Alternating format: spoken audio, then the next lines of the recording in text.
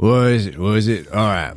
This episode contains scenes of graphic violence, coarse language, and, if we did our jobs right, disturbing subject matter. Listener discretion is heavily advised.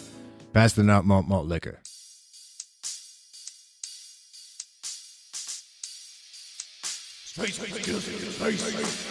You know what really gets my dick hard? Almost 1,000 years of combat tradition maintained in a rifle that will protect your civil liberties down to the last round it fires. That's almost a millennia of cock-rockin', commie-bustin', fuck-ruckin', ready to calm bullets on the enemies of true freedom. Oh, what's that? It was designed by communists? Shit. All right, we can work with this.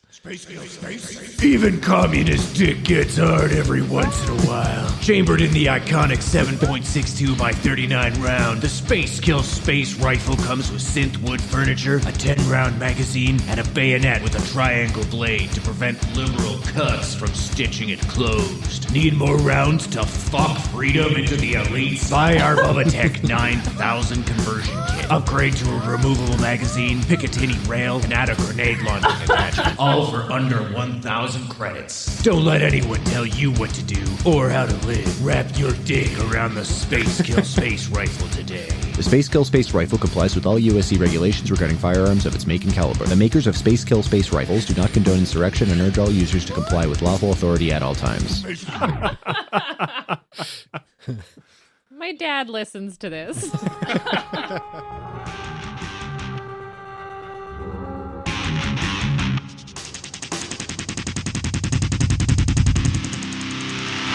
Hello and welcome to The Stars Aren't Alright, a Call of Cthulhu actual play podcast using the Call of Cthulhu actual play tabletop role-playing system. It is specifically designed for actual play podcasts. Not a lot of people know that, and it's not mentioned anywhere in the Keeper's Handbook, but it's in the subtext if you listen with your brain. Speaking of brains, let's go around and introduce our characters, our players, and the characters that they are playing. We can, this week, do an improv game that I definitely designed beforehand, and I'm not just thinking of right now as I am talking. Let's have you guys introduce your characters, and then also a quick erotic couplet from the perspective of your character. Couplet is two verses of poetry that rhyme. They don't have to rhyme. I'll take that away. Let's start with Tom. Hello, my name is Tom Kenny, and I play the character Lift. It gets more desperate every time. Yeah. I have to reach further for it every time. Erotica, yes, very good at it. Wait, no, it's coming. Oh, no. Here we go. That was it. I thought that was it. I was hoping someone would pick up on it and be like, hey, nice one. But, yeah, that's one of those like poems you read where like the first line is at the top of the page and then it's just fucking blank. Yeah. And then what is there's it? like another line. Rudy Giuliani? No, Rudy Gobert. Someone Kapoor. There's a poet who Yom. does that, where all the poetry is like. Are you talking about Rupi Kaur? No, I think he's talking Yeah. about Yom Kippur. No, I'm So definitely. Yom Kippur is a Jewish festival. Filled with poetry. Okay, and you're saying there's no poetry. All right. Well, yeah, I mean the thing that Alex said. Just more people we have to apologize Just- to at the end of this campaign. Yeah, might as well keep racking him up. We got to make our way around the globe. First instance of Alex classing up the podcast. Catherine. Hello, I'm Catherine, and I play Juno and Glade, our resident healer and preacher, and generally just above everyone else.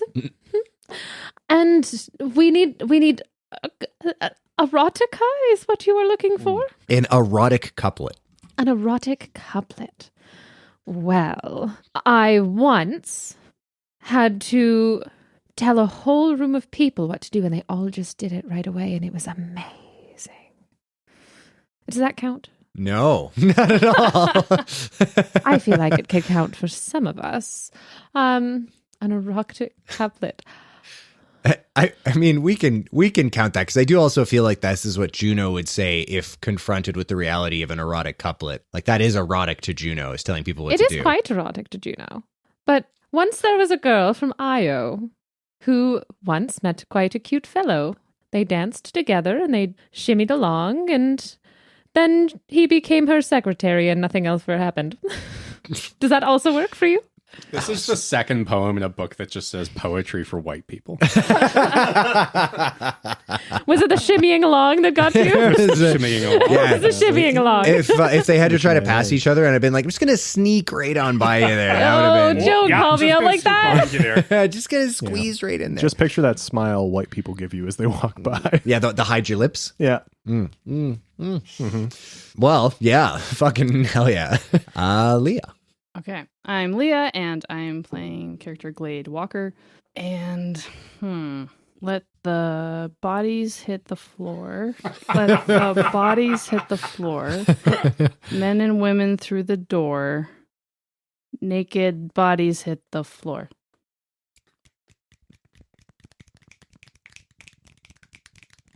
Thank you. Hell fucking yeah, buddy. That was excellent. All right, and Alex. Hey, I'm Alex Collins, and I'll be playing as this tiny tangerine that somebody's girlfriend gave me when we were getting in the car to come here to record the podcast, that I've now carved an ahagao face into. And Quite something to behold. Thanks. Yeah. Well, erotic couplet from the perspective of Ahagao Orange. Ahag Orange. My name is Orange. I am supreme. In your pants, I'll make you creme. Nice. Incredible. Well, we've peaked. Do you want to call it there, guys? Let's and that's where we'll end tonight's episode. Alrighty, let's do a big, hard, veiny, throbbing recock. Actually, let's not do that. Let's actually have Alex introduce his real character. He almost got away with it. You mother, yeah. My name is Alex Collins. I'll be playing as Pyotr Gaius Maitland. And if Pyotr had to make an erotic couplet, he would say that on principle he disagrees with the arts and he's not sure he wants to associate himself with such low freebooters. And then he would just copy like the names of 8 of his folders and put them in a piece of paper if he actually had to do the assignment. But if you insist, here it is. Yeah. Oh, man. All right. Hell yeah. I'm on board. Well, yep. As previously mentioned, big, veiny, throbbing recock of the previous session. Last session, using his big old brain, Lift hucked Juno's cell phone into a dump truck, throwing off their pursuers. It was a very clever maneuver. You went to Montague's maintenance, tried to scam your way onto the Violet King Henry, which Frederico saw through immediately, and then just gave you the ship because it was willed to you by Admiral Colinar Knox. You spent a decent amount of time setting up the ship and improving some skills. So we did a lot of rolling of dice. Pyotr put together that the gate-shattering reality into angry red shards was like the vision that he was haunted with from the Librum Dementi. Saw this when a heavy patrol came through the gate just before you guys were able to leave. Before Pyotr left, he MSN'd his contact, who asked him to steal the book, and the contact asked you to head to Gizen-Sha Station, and then when you didn't respond to that, immediately followed up with double messaged, a little desperate, immediately asked if you were with the Masked Reaper, which you did not respond to. Glade found said book and went buck wild, tearing apart the study, quote unquote, which is Pyotr's newly christened Jizz Palace. She then locked herself, after recovering, she locked herself in the engine room, where Juno waited outside to try to do therapy at her, but Glade had donned her Daft Punk driver helmet, so was a happy customer. Juno resolved to do mind doctoring at everyone, but during this time, Lift, while configuring the ship, which you guys have dubbed Henry, found out that the Admiral had left him both a cache of weapons and a home video. You watched the video, and you found out that Colinar was working with the terrorist organization known as the Witnesses, once he realized that the USC LLC was Fucky, that's from my notes, has organized for you to meet the scribe, the cyber surgeon who wiped your memory initially and who specializes in recovering memory for Reapers. You'll meet them at Gizen-Sha Station. During the course of that view, you learned that Kolinar Nox was responsible for you losing your memory. He was the one who wiped your mind. And then my very last point is Fucky Wucky Bo Ducky. So we find ourselves on the Violet King Henry. You guys have done your gate transit already. You, I believe, even made your first puny gate jump, actually. Last time, we had kind of left off on the note of, I believe, people figuring out who's going to do therapy with Juno. So we can say we've just made that first puny gate jump. You guys still have a decent amount left. I don't know if you guys made a note of that anywhere, but... Yes. I think it was something like a total of 16 days with recharging at the local star every single jump. Exactly. It takes 2 days to recharge. Correct. 2 Terran days. And we were 8 jumps away. You got it. Yeah. So we're now 7 jumps away. Yeah. You still have a week. 2 weeks. All right. 2 weeks. So we were deciding who is going to do therapy with Juno. You know, Glade, I really do think that you would benefit from it. And I hate to bring this up again, but you did freeze when we were in that shop. And I'm wondering if there might be something there that you would like to talk about. Nothing that I'd like to talk about. Well, is there another kind of therapy you'd be interested in?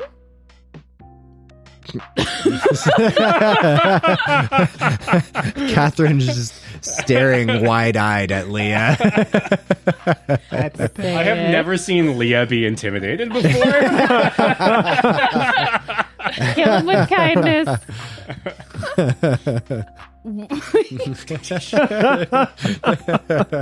The crazy eyes continues. We never had that nightcap. A drink? Yes, that actually sounds wonderful. Here, let me see what we have around. Well, we have not malt liquor. And Brian, can I do a luck check to see if I find anything else on the ship that might be drinkable? Yeah, given who you're traveling with, do so with a bonus dice. Well, that's success. Yeah, I got a 13, so that's pretty good. Hell yeah. Yeah, I want to find something better than malt liquor. No, you do find a couple of bottles of red wine, and then some candles, and just like an industrial amount of KY. It's one of the things. It's on like a pallet. It is a cargo ship. Yeah, it's a cargo ship. Yeah. But yeah, and you find some scotch whiskey, and in fact, it's all in the same pallet. It's candles, KY, and booze. This is going to somebody very specific, right? Yeah. But they never arrived. Somebody's date night was ruined. Well, look at my luck. Well, wine or scotch? Wine or scotch? Well, I could probably bring them both. Well, Glade, look what I found. Oh, fuck yes. She grabs the scotch out of Glade, Juno's hand. You don't want the wine? I was thinking that we could enjoy the wine together. You can enjoy it. Oh, I'll enjoy this. Well, cheers then. All right, you guys just... Glade sips Is this Juno's therapy? It's just like, why don't you just get this fucking smashed? Actually, yeah. Well, the intention is that maybe if she loosens up a little bit, then she'll talk to me. I do think that she has a tangential goal. Glade does, what would that goal be? Loosening up. Yeah. So she can talk about it.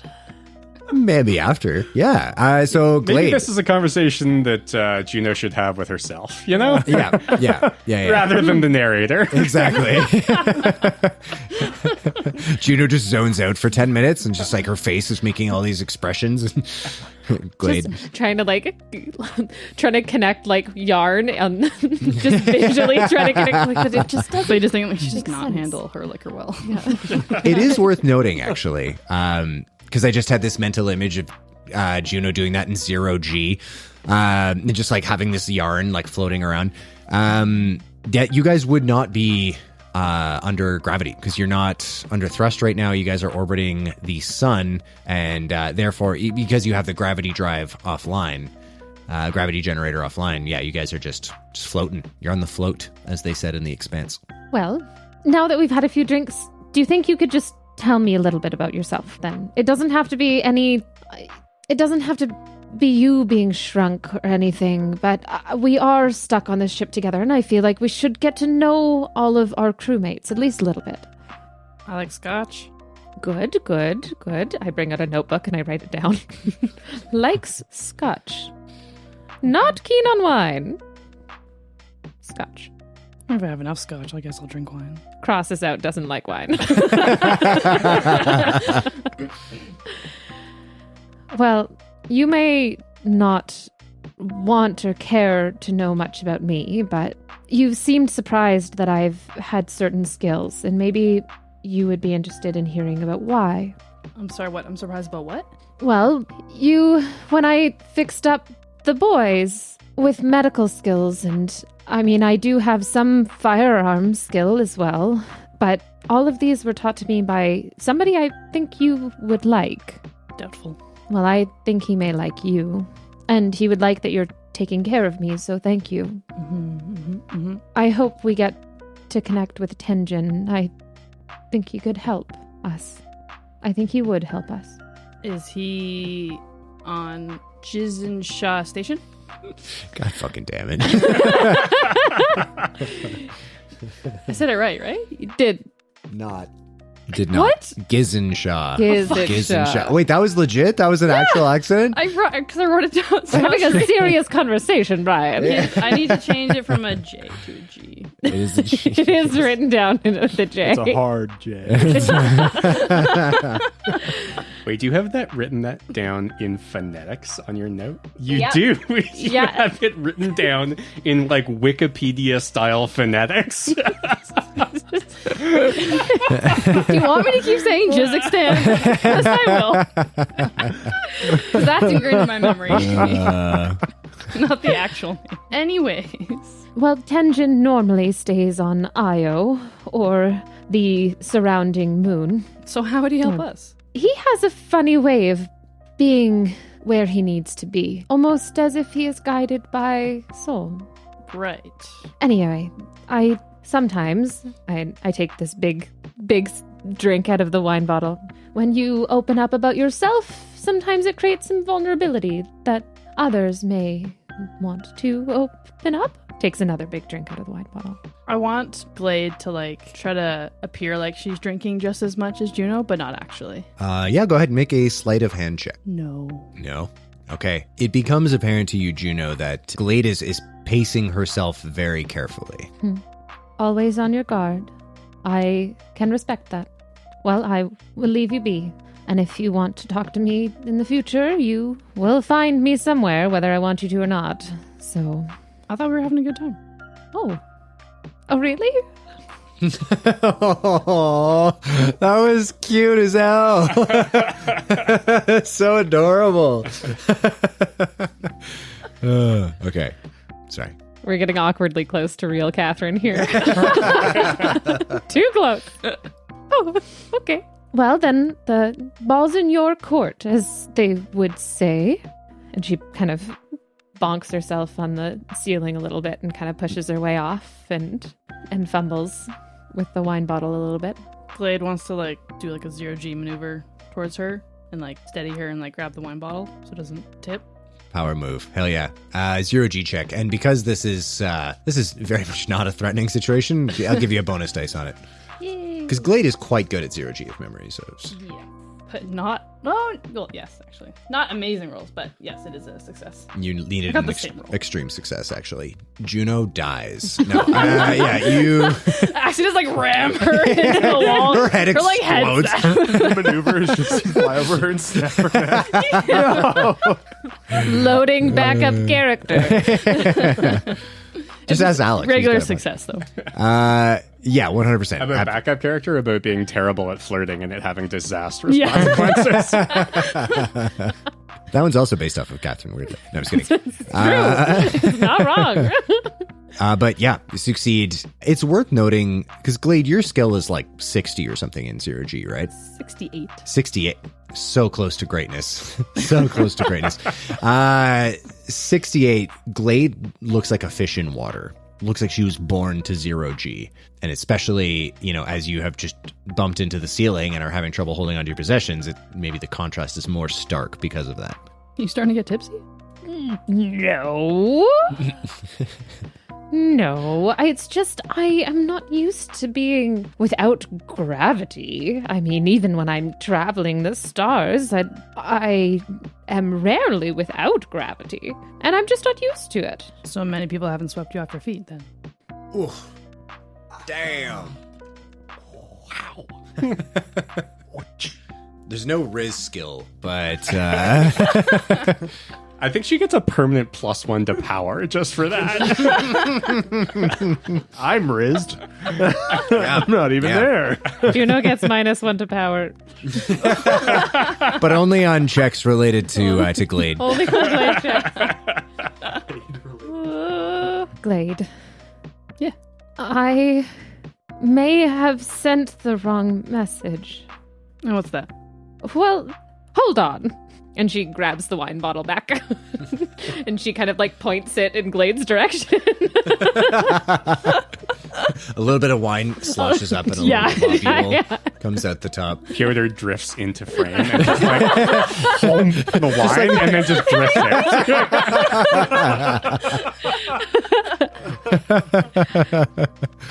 You don't even like me. You reprimanded me back on that station, and you were not very kind. And I will not be spoken to that way. And now you're all sweet and kind and... Glade gets in really close. How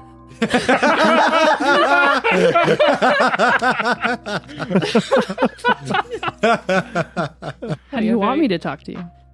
I do want you to talk to me, but I... No, how? This is complicated. What I think we should talk about is what may make us vulnerable in the future and where we may have some weaknesses as a investigating troop as we are. I saw you completely shut down, and you haven't been the same. Plus, well, you have almost entirely changed since then. You suffered a bout of insanity only hours before this. I am not ready or willing to throw caution to the wind and do whatever you seem to want to be doing. I want to talk to you. What are you talking about? Well, she points at her with the wine bottle again. Now Doug comes in, grabs the wine. Where did all of you people come from? This is a private conversation. You're being all sweet to me, and I don't understand why, and it feels manipulative. I thought you wanted to talk. Well, we can talk from a foot or two away from each other, can't we? All right. Glade kind of pushes off and then kind of floats back. I imagine just due to the way physics works that pushes Juno backwards as well. Juno's full on in the fetal position, just holding the bottle of wine, just floating back. And then her back hits the back wall. This is more comfortable. Thank you. What happened? What happened when you were in the shop and you went blank? And what happened to you when you were in that room and you read that book? Oh, fuck. Well, I think we need to be asking that shithead some questions, because what the hell is that book? That shithead probably does have a lot to answer for, and she takes another big swig of wine. Well, I guess I just want you to know that in a purely professional place, if you feel like you need to get something off of your chest, I am here, and I am uniquely poised to deal with that. And it may help.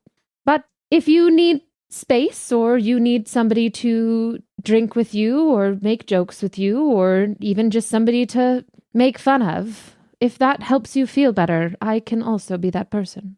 How long have you been of faith? My parents gave me up to, well, they probably wouldn't say give me up. They probably would have said given me the opportunity.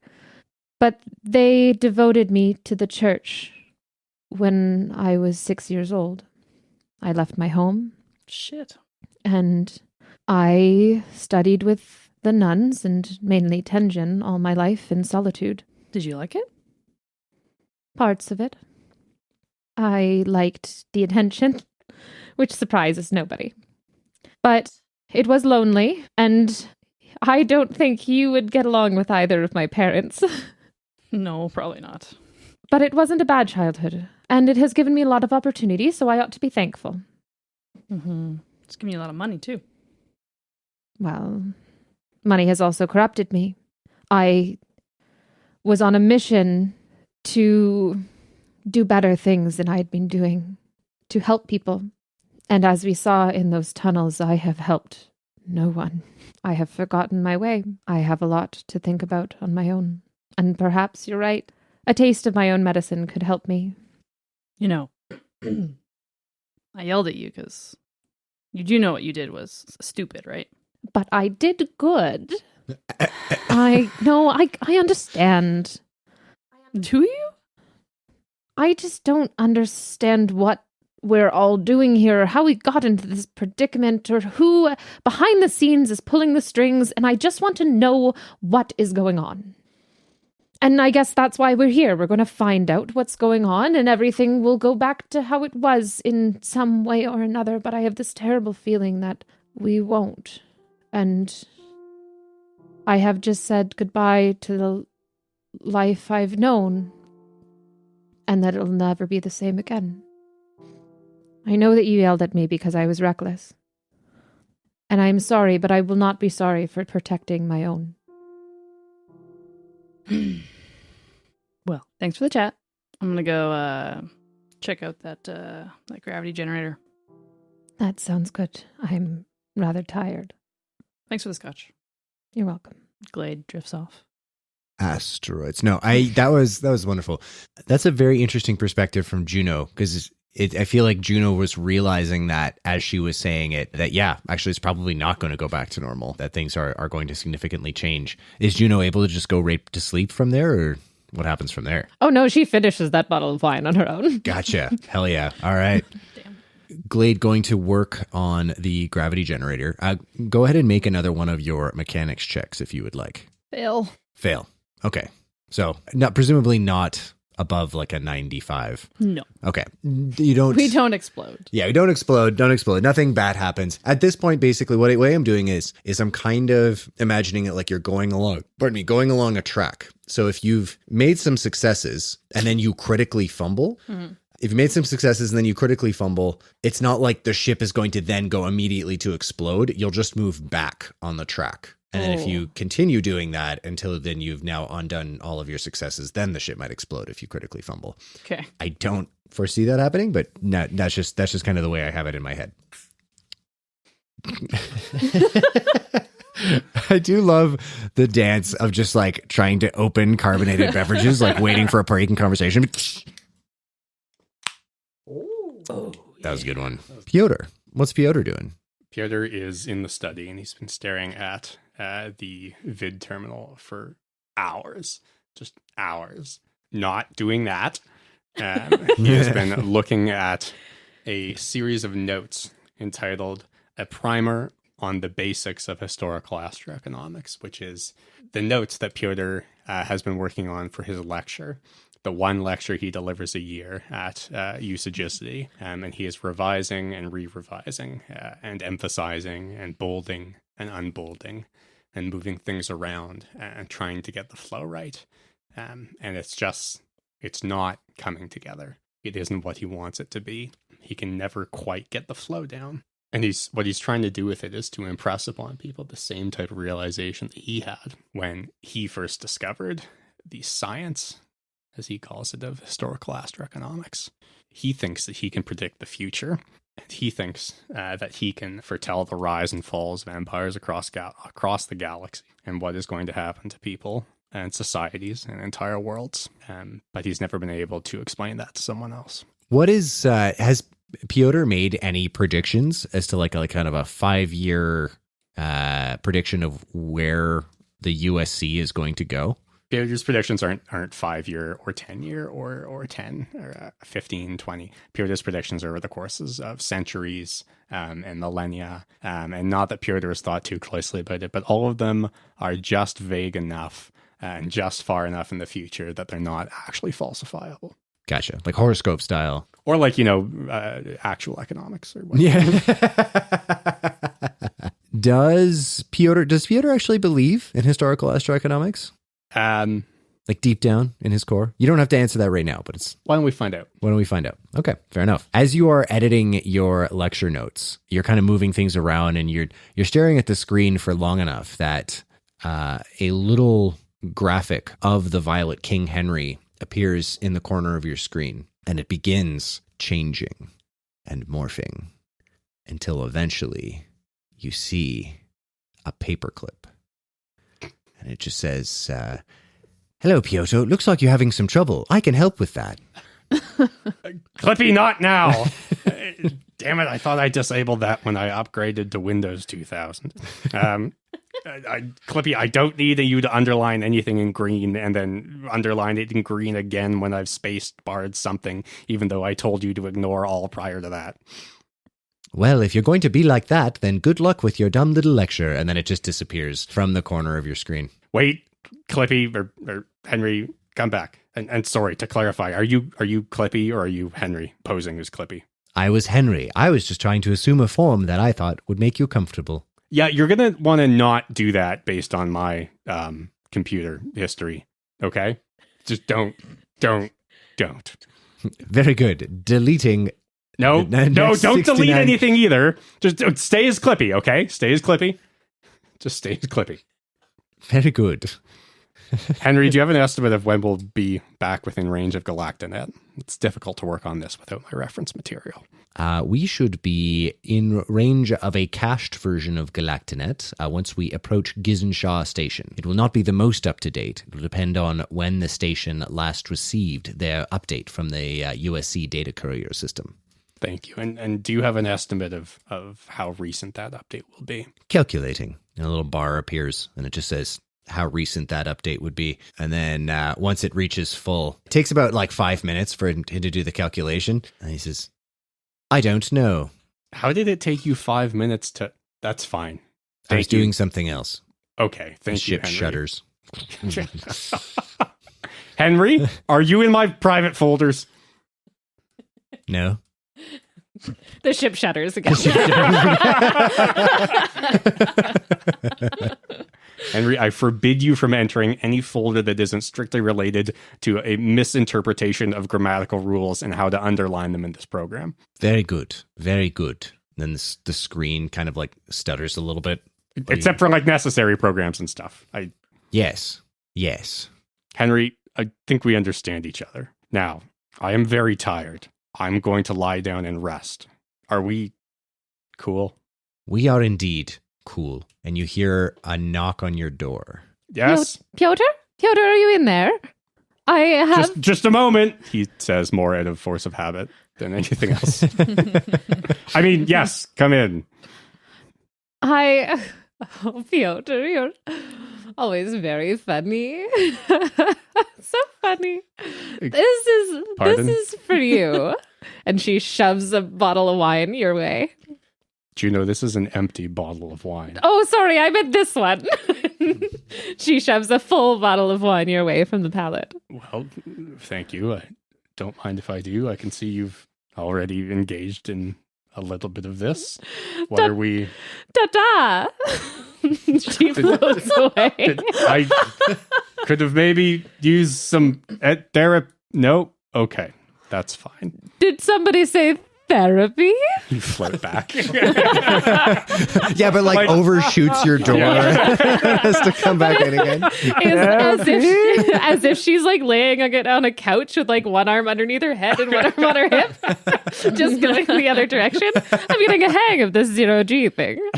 I did. I would prefer we do this somewhere private. There are maybe things... I'm not sure this is therapy per se. That would be very left of center of me, and I'm not sure that that's what's needed, but perhaps we should discuss some things. Well, perhaps it's an ideas space. brainstorm of sorts. Ah, yes, the Thot LLC. The indeed. Thot LLC. We I could have bring heard you on as an associate to the Thot LLC. I think Let me confer with my partners here. Douglas, sir. Doug floats by. He said, "What's good?" How do you feel about bringing Juno on here as a temporary associate to our Thot LLC? Wonderful. Yeah, no, we definitely do need some external influence. This is a bit of a sausage party. Well, I was thinking more she could do secretarial labor, but that's fine. I guess I'm not sure a sausage party is how I would term this. That's very immature of you, Doug. He just kind of looks at you and then his shoulders sag. He's like, I'm sorry, Pyotr. I could do the secretary stuff, though.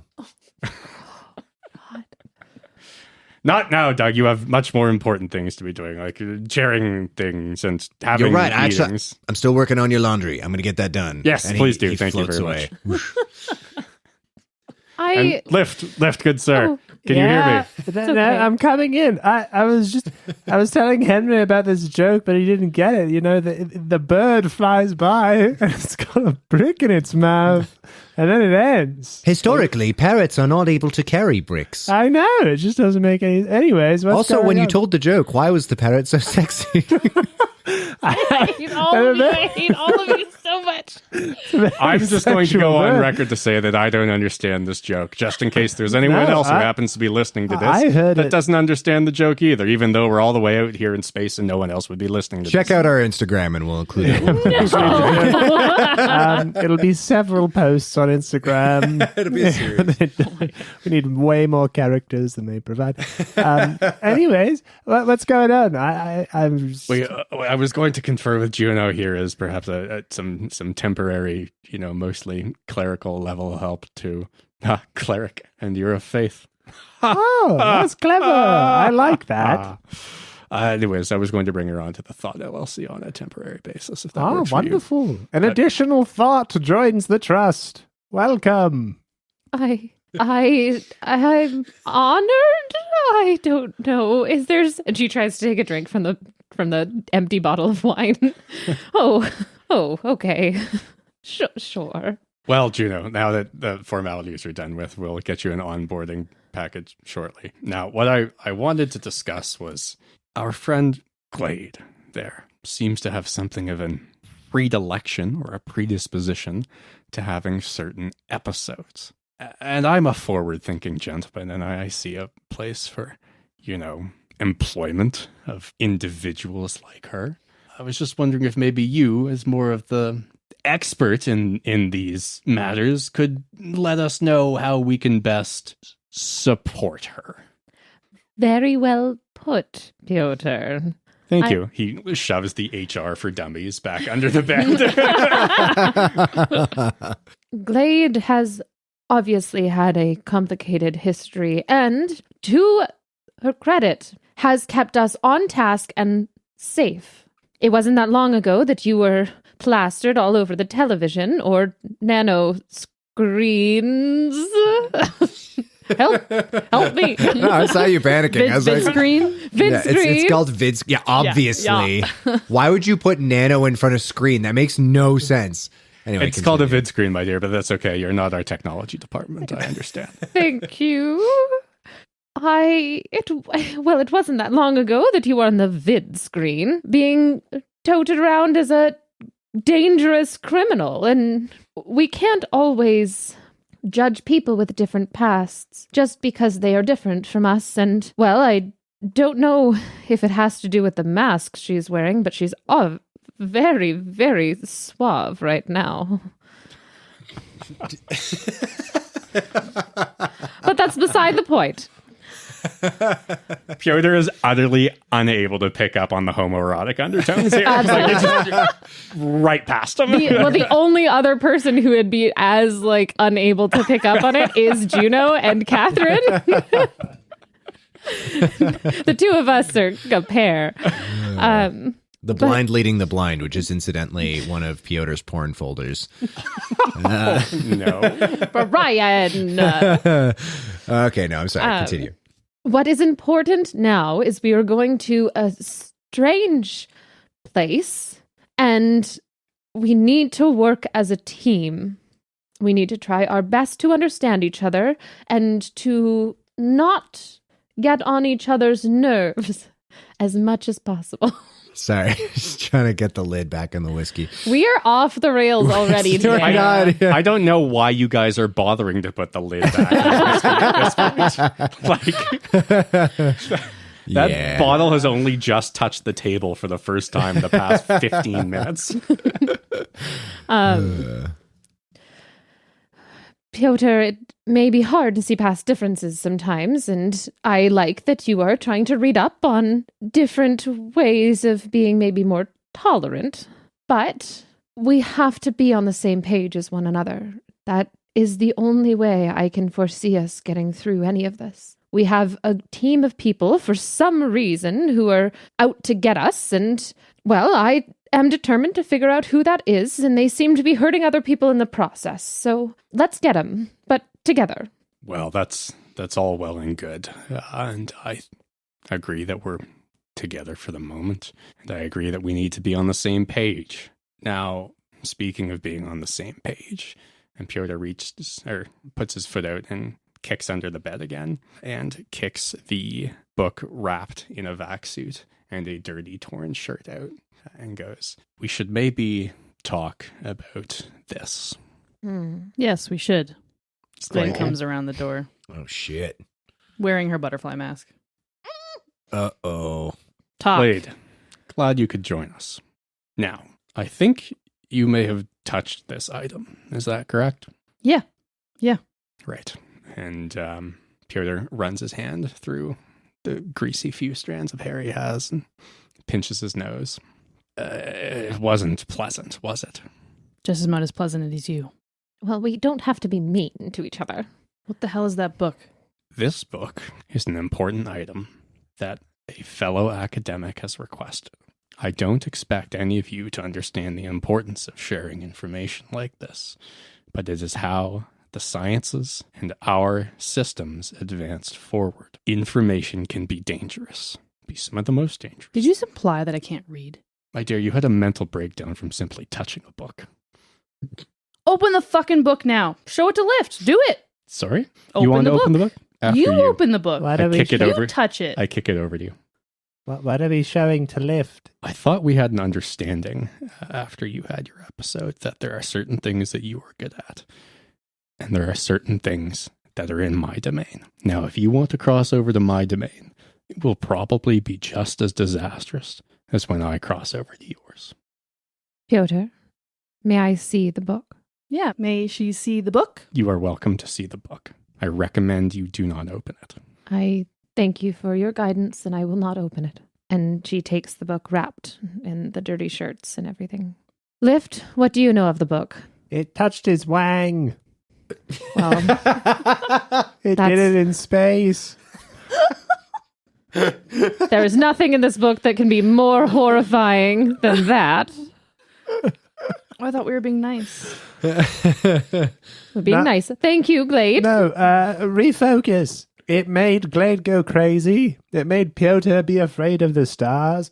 I think it would be wise if you want to even unwrap the Wang book. We lock the study with you in it, and then we just watch from a vid screen. Lock me in it. Not in the study, yeah. With the book? If you're gonna open Juno? it, No, we're not doing that. Sure. if anyone opens the book, they should be alone. What happens if anyone else catches a glance? Why and they doesn't go Pyotr crazy? do it? He's all. Have you opened it? Yes, we all know what happens when Amazing. you open the book. Then why The do we clerk want- at the oxygen store, I opened the book, he went crazy. You touched the book, you went crazy. I touched the book, I'm even in the presence of the book, Didn't and I go can crazy. feel a weight on my mind. Get out of the room. Then you Get know, out. maybe we just don't open the book. You Get know, out. Get out of the room. Who are you talking to? All of you. look, I don't think touching the book solves anything. I think we have pretty concrete evidence. It's not good for the brain. I'm Lift. not in the room. I'm in the doorway. Get everyone out of the room. Well, I'll tell you all the joke while we're waiting for this to Henry? happen. I would like to hear the joke. Okay, so it starts with these three big dudes in a rainstorm. Lift leads them out. Is anyone resisting being led out of the room? Glade stayed in the doorway and remains in the doorway and like kind of moves over the way, out of the way if Lift goes walk past. For sure. Henry closed the door to the study. There's Glade's there. Glade's in the door. Glade, you can either stay in here with me and go through this with me, or you can leave. Either way, I am unwrapping this book. Don't open the book, please, Faith. I will not. But there is something to be known here, and we all need to understand how it affects us. We're 2 for 2 on knowing how it affects people. I am going some to people unwrap can't the do book. statistics, Lift. They'll never be able to. It's Okay. He's doing it. I'm going to start unwrapping the book if these guys don't get out of the room and lock me in there. I'm closing the door. I'm closing the door. If it accidentally gives Glade a boo-boo, maybe it'll force her in or force her out. Wait, so Glade is floating like in the middle of the doorway. Henry, I was going to go in. Okay, great. you're going to go in? Oh, Perfect. Henry, close and I lock didn't the door. expect that. Yeah. All right. You kind of whoosh, float forward. And I get my rifle ready. Okay. Close and lock the door, Henry, please. Closing and locking door. Thank you, Henry. You're welcome. Is this leading up to the 4th time that Leah kills me? Let's find out. Oh! You unwrap the book. Okay, I unwrap the book, but slowly. So I am kind of curled up, breathing rhythmically. Can I do one thing before you unwrap the book? Yeah. Lift, follow me to the bridge here, please. All right. What do you want to do? Oh, you're outside the room? Yep. Oh, I didn't realize that. Goodbye. What are we doing in the bridge? Henry, could you show us on the vid screen the feed of the study, please? Certainly. The vid pops up and it is automatically blurred, and then the blurring is turned off. It just seems like that's the default setting For the study? yeah. Well done, Henry. Henry, thank you for that, first of all. Second of all, and I don't want you to broadcast this to the rest of the ship, could you prepare to engage the gravity drive? Gravity drive has been taken offline as it is having maintenance done to it by a mechanic. If I were to turn it back on, it would only work on the bridge. I think we Could we spin in such a way that would give us artificial gravity? Nope. We are not a cylinder. That would not work. It would just spin everyone into a wall and we'd get sick. Could we prepare to do that? No, Henry, belay that. No. Belayed. No. You're not the pilot. I respect where you're coming from here. Doug's already doing enough. Imagine if there's puke everywhere. It's just too much to even fathom. Absolutely not. Well, that's everything I can think of. The Thot LLC will retire to reconsider, I suppose. Alrighty. Anyways, let's see the violence, I guess. Woohoo! Back to the study. So, my bad. I didn't realize that Pyotr left as well. I thought he was going to stay in there. Gotcha. So, when Pyotr left and Juno goes to start opening the book, I would step on it, trying to prevent her with my rifle in my hand. I have not tried to open the book. Oh, okay. No. I'm just unwrapping the book. Oh, sorry, that's what I meant.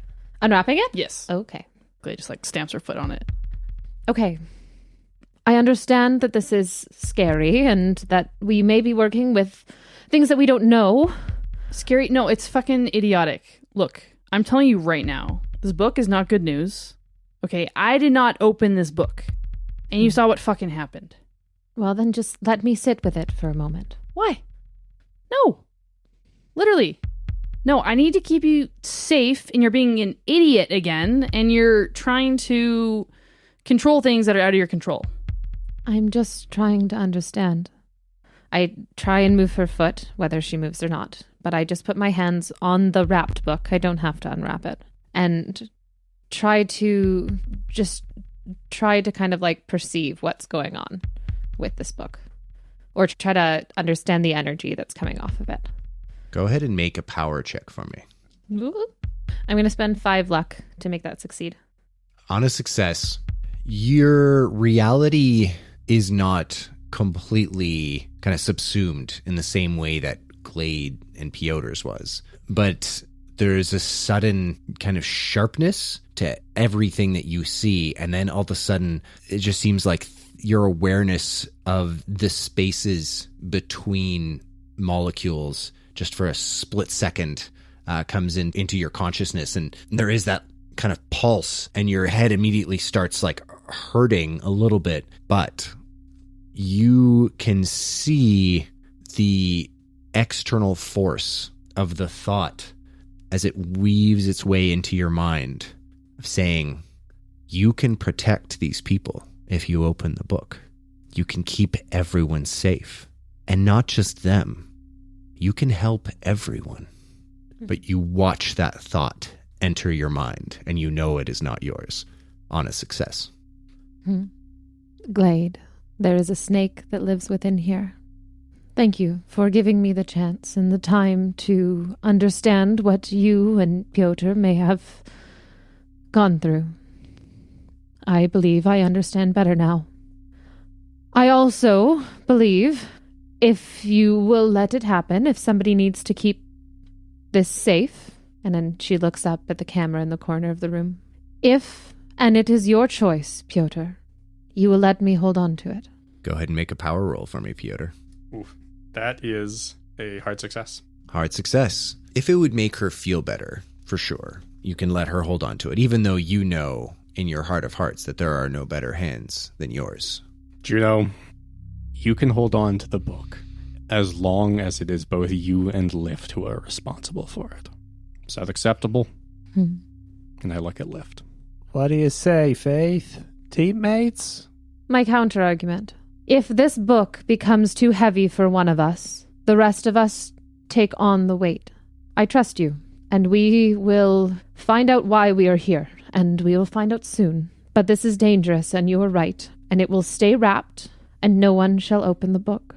Without using the intercom, Pyotr turns to Lift and just goes, just don't let her open the book. I don't want anyone opening the fucking book. I think we're in total agreement on that, my friend. And as soon as we get to Gizen-Sha, we get rid of it. Good. I don't think it's doing anyone here any favors. It's a spooky book. I very much agree. I don't like what it does to people. If it means keeping it safe, I'll keep an eye on it and the people who are approximately close to it. But I'm not afraid to, lock people in their rooms. It's more about the survival of everyone than the person who's stupid enough to open the Wang book. Completely agree. All right, good. We're in agreement. And then back on the intercom. Okay, Madam Faith, we have a deal. You two look after the book, we all look out for each other, and we get rid of the accursed thing as soon as we get to Gizen-Sha. Very well. She wraps the book up and she takes it with her. She takes off one of the many kind of big scarves that add to her robes, which are all just floating all over the place right now, and continues to wrap it even more into this tight parcel. Okay. What is Juno's plan for it? What's Juno doing with it? She has seen what it does to other people, and she has been able to understand it at least a little bit. And if it needs to be in anybody's hands as well, she is probably the least capable of causing mayhem. Excuse me? Okay. Excuse me? I mean, she can think that in her own mind, I guess. She has, I mean, if she goes AWOL, there are like 4 other people on this ship who could take her on. 3 probably. 1 that would support in some way. Emotionally. Yeah. Well, intelligent. Yeah. Mentally. Intellectually. Okay. But like specifically, so is she keeping it like in her locker? Or away from her. She's not tucking it into her pants. She's getting it. She's just getting it away, kind of locking it up so there can be fewer incidents. All right. It doesn't need to be tucked under a bed. Gotcha. That felt needlessly personal, but here we are. So, book has been stowed. Did anyone else want to do anything on the ship, like any sort of role play or anything, or would you like to fast forward?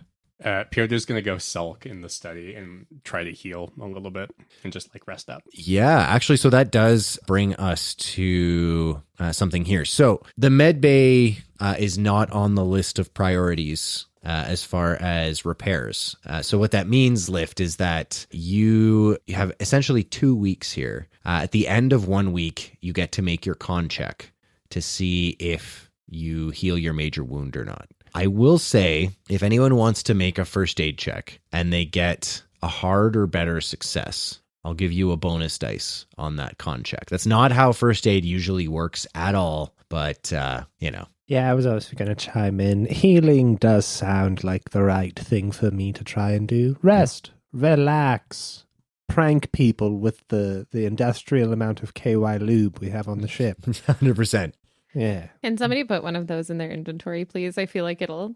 Yeah, I'll handy. do it. I could, I'll I could put some. throw it. You could throw it. Please throw lube at somebody. KY lube times 10. I want to make it clear, like when I say like a pallet of lube, I mean like a shipping pallet, like it has to be contained with a cage. There's a huge, like hundreds of liters. Okay, but are they KY. individually packaged, or this is just like... Oh no, it's a big vat of lube. You can package it. So for this sure. is like a 2 meter by 2 meter vat of lube. Yes, It's- Oh my god. correct. It's a staggering amount of lube. I believe I introduced this as an industrial amount of KY. You did. I've just never seen it beyond, Bottles. hand size. Lift, do you think that this vat of jelly has any type of healing? Like if we immersed you in the vat of KY jelly, would that assist with your recuperation? Doug is just like, it can't hurt, can it? Worst case scenario, we can slide me down the ship and see how far I get. That does also sound fun. Yeah. Sorry, If- are we working with like a gelatinous cube size Yeah. Yeah. Yep. of lube? Yes. Yeah. This is the Call of Cthulhu version of gelatinous Yeah. cube. Gelatinous lube? What happens? Fade glisten, I guess? Do you think if we put the book inside this vat of jelly, it would become sentient? I really don't want the book getting sexy for some reason. And this is why I have the book now. I see nobody is willing to make jokes about the book yet, and that's just... This now canonically in my head, this conversation is 5 minutes after the previous escapade. Okay. So, industrial lube. Yeah, I would like to heal, but I will get throwable amounts of KY lube so I can lube people from a distance. Absolutely. That's an important skill. It's something, yeah. The lube people from a distance. That's the meta. If we're being real, yeah, just like distance lube. Fucking hell yeah, absolutely. You have that. Okay, no, I fucking excuse me for a second. I can't hide behind oxygen tanks, but he can throw a gel liquid? Has I'm he putting it tried in- yet? I'm No, put- he I'm- hasn't. I'm going to put it in How like is a he, little like, was he container. putting it in his pockets? No, like water balloons. Yeah, like well, I have straps and bandoliers. Okay, for but what is things the I throw. balloon that you're containing this in? Maybe condoms? I don't know. Yeah, whatever. It's Yeah, it's a with sex. You did not crate. say condoms were on the ballot. Is there a separate pallet of condoms? Well, I just presumed that you guys brought condoms. Yeah. Are you guys just are you coming You out on think record as saying we're that raw Makes me dogging think that space? Pyotr Raw uses dogging. birth control. I think Pyotr is his own birth control, if I'm being honest.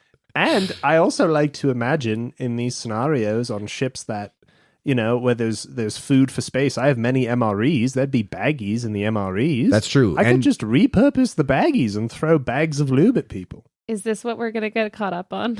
I'm Is not the one whether who or not, chose like- We've this. gotten caught up on dumber shit. Let's be real. Have we? Actually, If- this is top 3. This is on the podium. This This is up three. is there. 100% on the This podium. is top 3. In any case, If it is displeasurable to the audience for me to whip lube at people, I will retract that desire. look. Sorry, Catherine. We need to get to the bottom of this. I have not promised an effect. If you're Yeah. thinking it's going to be like banana peel and Mario Kart style No. shit, you're in for a rude awakening. Can However, I roll economics to see if I know if we could sell this industrial sized vat of lube on Gizen-Sha Station? that is the most reasonable use of your skills you've pitched in several episodes. Yeah. Absolutely. That is a hard success. On a hard success, absolutely, man. You could make like probably about 1,000 credits off of this. Damn. Nobody touch the lube vat. I have plans for it. Just trust me. I will. put the one bag of lube. You put that back. Try and smooth it out so it looks untouched. What on earth is that? And I point it somewhere in the distance. I stare intensely at you. Shit. Okay. What's amazing is that you guys have a cargo bay that can hold like 5 tons worth of stuff. So I'm presuming that you just have a tiny, like there's a pallet, and I'm assuming it's right in the middle of the fucking cargo It's the bay. only thing that's pallet. in there. It's the Yeah. only thing. It's the pallet. only thing. All right. Hell yeah. Fine, I'll put the lube back. Well, even though we don't have a working med bay, we can... Let me see what I can do with you. Come here. All right. You're looking for a hard or better success. Per week, right? Or is it just once? That looks really good. That is at least a hard success. That's a Okay, hard shit. success. So go ahead and make your Wow. first con check to remove your major wound. And I'm just going to double check the rules to make sure I'm not fucking that up. Booyah. Hard success. Hard fucking success. Ooh. All right. Oh, no, wait, sorry. So that doesn't actually heal your major wound. I'm so sorry. What do you mean? So what it does, so you do heal now. You don't remove the major wound yet. You remove the major wound, I think, when you're back up to your HP maximum. Understood. However, you do still heal. So you heal 1d3 hit points. That's on a success. There's no rolls for hard success, but I'll say 1d3 plus 1 hit points. Okay, here we go. Because I'm feeling saucy. If the rest of us are just kind of resting up, do we get to heal any hit points? Yeah, so I believe you pretty much heal 1 hit point per rest essentially per evening. So if you guys didn't have a major wound, then you're fine. It's just that Lift has special rules because he has a major wound. Oh. Yeah. How many Boo. rolls can I make to repair the gravity? Like, generator? I mean, we're kind of playing it out unless you guys wanted to do something specific. If you want to just go ahead and roll however many you have remaining on that check, just go nuts. You can just kind of semi-auto fire them off until you're good, or unless you critically fail. Unless you want to RP think up something or whatever to try to improve your chances. I'm always down for some good bullshit and nano bullshitting, if you will. the nano bullshit. Yes. So just to be clear, I don't heal. No. every Okay. night. So Not every night, no. You heal, but you do heal because you hard succeeded. So it's 1d3 plus 1 hit points is what you heal. Plus 1. Yeah. So I'll say that Glade wants to do something before we arrive, RP wise. But on the note of trying to fix the gravity generator, Henry, Yes. what do you know about ships and your own gravity generator? That's a great question. The question being, what do I know about ships and my own gravity generator? And he just says, consulting my manual. Little bar pops up on the screen. And then a 130-page PDF document pops up, and it just says owner's manual, and then it gives the ship designation. Basically, Glade just wants Henry to control F for the parts she's having trouble with. For sure. In the document, find it. Totally. Just get some help that way. Absolutely. Yeah, 100%. Henry will definitely consult with you on this. That's very clever. So the autopilot on these ships it's definitely not a general AI. It's probably on the same level of AI as ChatGPT. So it's not particularly smart. However, knowing how to reference this information is exactly something it would have. So I'll give you a bonus dice on roll a d3 for me, and that's how many checks you can get a bonus dice on. I'm not making this up as I go. Also, while she rolls, I just want to say that the manual for this is 1/3 the length of the manual for my Honda Civic. Yeah, Civics are complicated, dude. It's spaceship. How fucking complicated can it be? Yeah, after I said that, I was like, that's not enough pages. That's not nearly enough pages. That's actually specifically the PDF for the gravity generator. How long are boats? How big are boats? Yeah. Fucking the stars aren't all right at gmail.com. Yeah. All right, so I get 3. 3 checks with a bonus dice because you were clever with Henry. Success on 1? Hell yeah. Just on another roll. Sorry, I thought I was going to do this in the background. No, that's all I right. will talk more about what I'm doing. That's okay. 'Cause Everyone just listen to this. Oh, that's good stuff. I'm also rizzed again. So fail on that one. Fail. So This 2 successes and a grab fail. Yeah. Is tough, man. And then Yeah. how many more rolls can I do? I mean, you can just keep playing it out if you want. Just Extreme success, do anything? extreme success will Like count for 2? 2 successes. Ayo. How many checks do you have left? Because there weren't that many. I only need 1 more to fix it. All right, go ahead. Yes. Success. Gravity Drive is online. That's exactly what it sounds Yeah. like. Hell It's yeah. yeah, unbelievable. Oh, this is actually really loud. Yeah, now everyone Do we take have this on all the time? The whole everyone ship, she's like, for the rest of the lives of your characters are going to use listen checks with a penalty dice. We all have tinnitus. Just tinnitus, exactly. Bold to assume Pyotr didn't have tinnitus already. Just for first aid, Yeah. the major wound once a week, you get to roll for it. Yep, that's what. Regardless, Yeah, yeah. that's what we were doing. Yeah, Deal. Roll for me. And then 1 please. HP per day. yeah, 1 HP per day. So realistically, yeah, if you haven't taken a major wound over the course of this trip, you will heal up. Sorry, man. What are you at now? So what'd you roll for your HP before? I am now at 6 hit points. Out of 12. okay. halfway. As Bon Jovi would say, "Whoa, you're halfway there." Indeed, he would. And but you would also be accurate in saying that you are living on a prayer. Yeah. So, It's a good thing I have body armor. Hey, which, sorry, a note about the body armor. You guys had a very cute character moment, did. Juno and Lift, where Juno gave Lift her body armor. It is nano weave body armor. All Oh, body armor shit. re-knits itself after about an hour. So even if it gets breached with gunfire, it will re-knit itself. So no more holy socks, people. you guys, yeah, nano weave socks as well. That's Well, my amazing. socks would already be holy socks. Damn it, you beat me to it. Everyone just dove for their mics like it was just like hungry hippos. Like, no, it's my turn. They took the bait. But yeah, like so you both have like body armor if you I presume you might give it back at Amazing. some point. So I would yeah. absolutely do that. Totally. So would she be able to do another first aid check before we arrive to see if I can heal even more, or is it I only did one? establish that. Let's Yeah. you can do another one, but I will give you a penalty dice on the second one. Me a penalty dice? Yes. Okay. That's an extreme success on the first one. Great. Roll with a penalty dice. You looked at me like that's cool though, right? Like it's cool on this one because I rolled so good. I thought I would do this roll and then 2 other ones, but I realized I've already done the first one. I'm recovering from being sick. Yeah. So sick, dude. No, that is not a success. Okay. But it's not like a 95 or No, over. no, Okay. I didn't fumble it. No worries. So, lift. This is just a straight con check.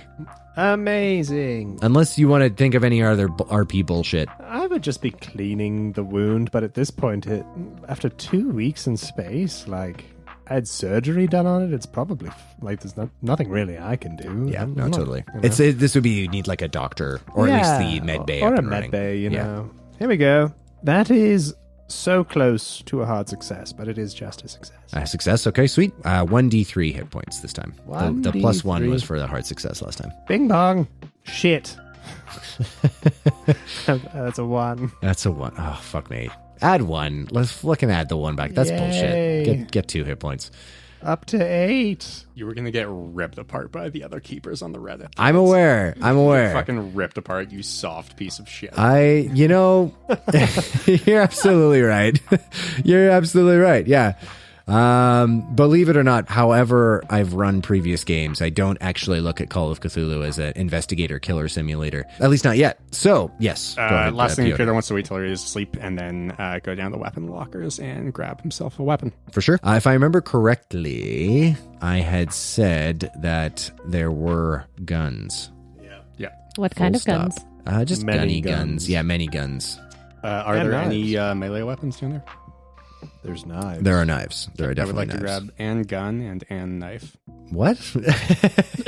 And gun and knife? And gun and knife. Okay, so you find a alert arms and gun, which it's bright pink, but it is chambered in. He will not touch We will the not touch the bright pink gun. Okay. How about Pyotr doesn't know this, but it's color treated metal. It appears like black and tactical, but then as the metal gets hot, it turns bright pink. So only after shooting it. Yeah, we're doing that. Actually, I'm not asking anymore. I'm not decided that's what we're doing. But yeah, no. So there's definitely a pistol. We'll say that's we'll say it's chambered in 45. You can have more than 7 rounds. I think they're basing that off of the 1911. All right.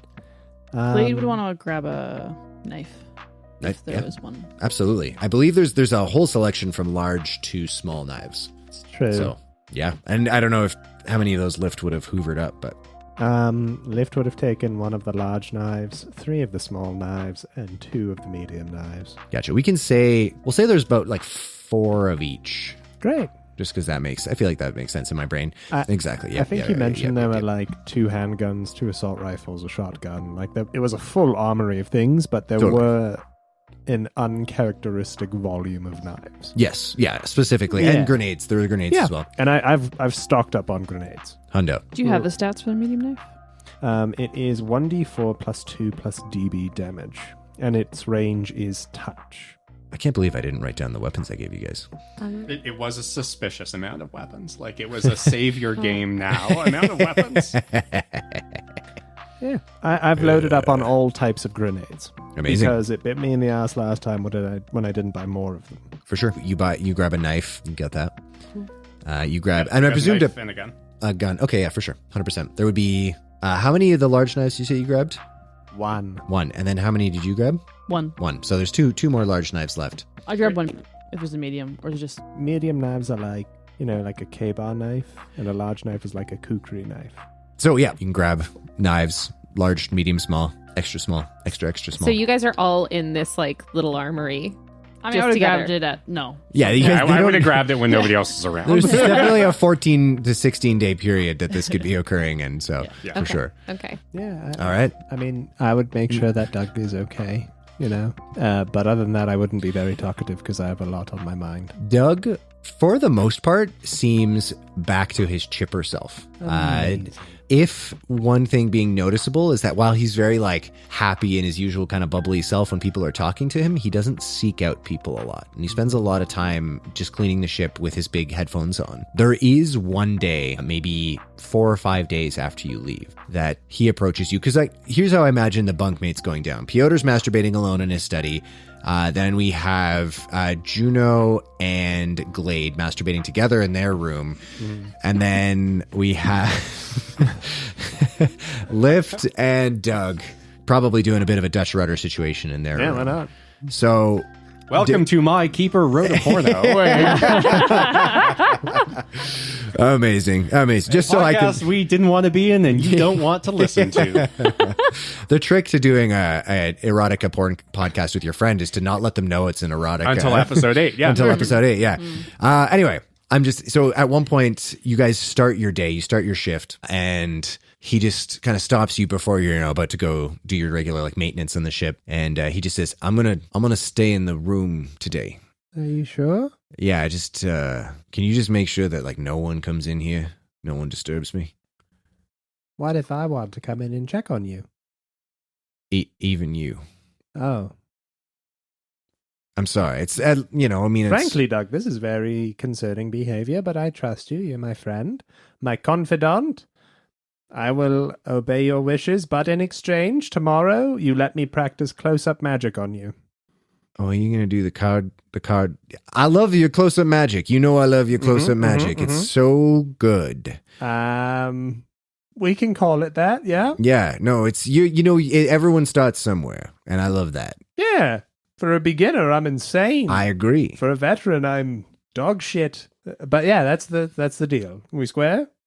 Square deal, my friend. Wonderful. Thank you so much. I'll leave you to it, but I'm also leaving my leftover pocket crackers in case you get hungry. And they'll float around in the room. Yeah, this is presumably before the gravity generator went online. Bye, Doug. Again, I'll go about my and he just kind of like stops you. He's like, again, like no one can come in. For 24 hours or for like 12? Shouldn't take me more than 12. Great. If you come in and if I'm still lost after 12 hours, then that's when you'll need to intervene. Okay. And he pulls out one of your stim packs. And he just says, right in my chest, if I'm still lost. Okay. Sure thing. And if that doesn't bring me back, then it's not your fault, okay? Well, now I'm extra concerned. This is at least 2 days worth of close-up magic. 2 days, no problem. Close-up magic. Okay. 12 hours. 12 hours. No discombobulating beyond reproach. My plan is to not. Amazing. I will lock the door, and I will have Henry unlock it after the time has elapsed, so no one else can get in, and you can be all tidied up in here. Amazing. my compatriot. I'm so lucky. I'm so lucky to be traveling the stars with such a wonderful man. Nah, Doug, the luck is all mine. Having a friend like you at my side, every day is a sunny day. You take care of yourself. I'll take care of the ship in your absence. Dusting, you know. Where does it even go? I'll figure it out. Indeed. Yeah, stay safe, bud. Yes, Henry, Yes. have I nicknamed my room yet? Not yet, sir. Close the door to my room. I'm not clever enough at the moment. Closing the door to my room. Thank you. I'm Lock not it clever for enough 12 at the moment. hours and only unlock it after that time has elapsed. Very good, sir. Thank you, Henry. You're welcome. After that, does anyone disturb Doug during that time? Oh, Lift. Hi. Hi. I have been looking for Doug. I was wondering if he needed help with cleaning today. Not today, he doesn't. Oh, where is he? Cleaning? He doesn't need any help? No, he's gifted. Also, he's cleaning our room. Very messy. Go ahead and make a fast talk checklist. Shit. Yoink! That does not succeed. Absolutely not. Go ahead and oppose it with psychology. Ha ha! We're scot-free, baby! That's Failure. fucking ridiculous. 96. 90. Fuck. You've never been more convinced of the veracity of Lift's words. Well, I guess if he's in his element, and I have to admit, I don't really want to go into your room. He's got the mojo. He's in the dojo. It's a casa house. I guess is that what you named your room? That would be a great nickname. Negative. Henry! His room has been named my room. I'm not feeling very clever right now. And that cannot be changed. That's locked in. That's locked in forever. Henry, no. Stop fucking with me. It's not up to It's me. a mojo dojo casa house. That's- Please. Well, she affectionately kind of pats Lift on the shoulder. That's what we can call it. But if he's in his element, then I shall not disturb him. You are right, and I fully believe you because I am insightful. Thank you. Indeed. Maybe tomorrow would be a good day. I'll ask him tomorrow. Good Thank you. stuff. Yeah. I tried. Yeah, you did. You did. The dice have spoken. Alrighty. The next day after that point, still happy to frenzied clean with his headphones in, but does seem to seek out company a little bit more. Would you chase him down the next day, Juno? Yeah, I Right. would. He's cleaning the bridge much more carefully than he would otherwise. He obviously doesn't really want to fuck with any of the screens. But yeah, you can find him there. Doug, how are you doing? Oh, Faith. I feel great. I feel wonderful. Good. The 0G thing, I haven't really spent a ton of time with no gravity, but it's actually kind of relaxing, isn't it? You could say that. I'm still getting my zero grav legs, as you could say, but Oh, me too. And he pulls up the sleeves of his house coat that he's just constantly wearing, and his elbows are just bruised to shit. Like he's just obviously been careening off the ship, bouncing around everywhere. I have one or two bruises myself. Well, I wanted to see if you were doing okay, and you seem to be doing quite well, but I know that sometimes it can get dark.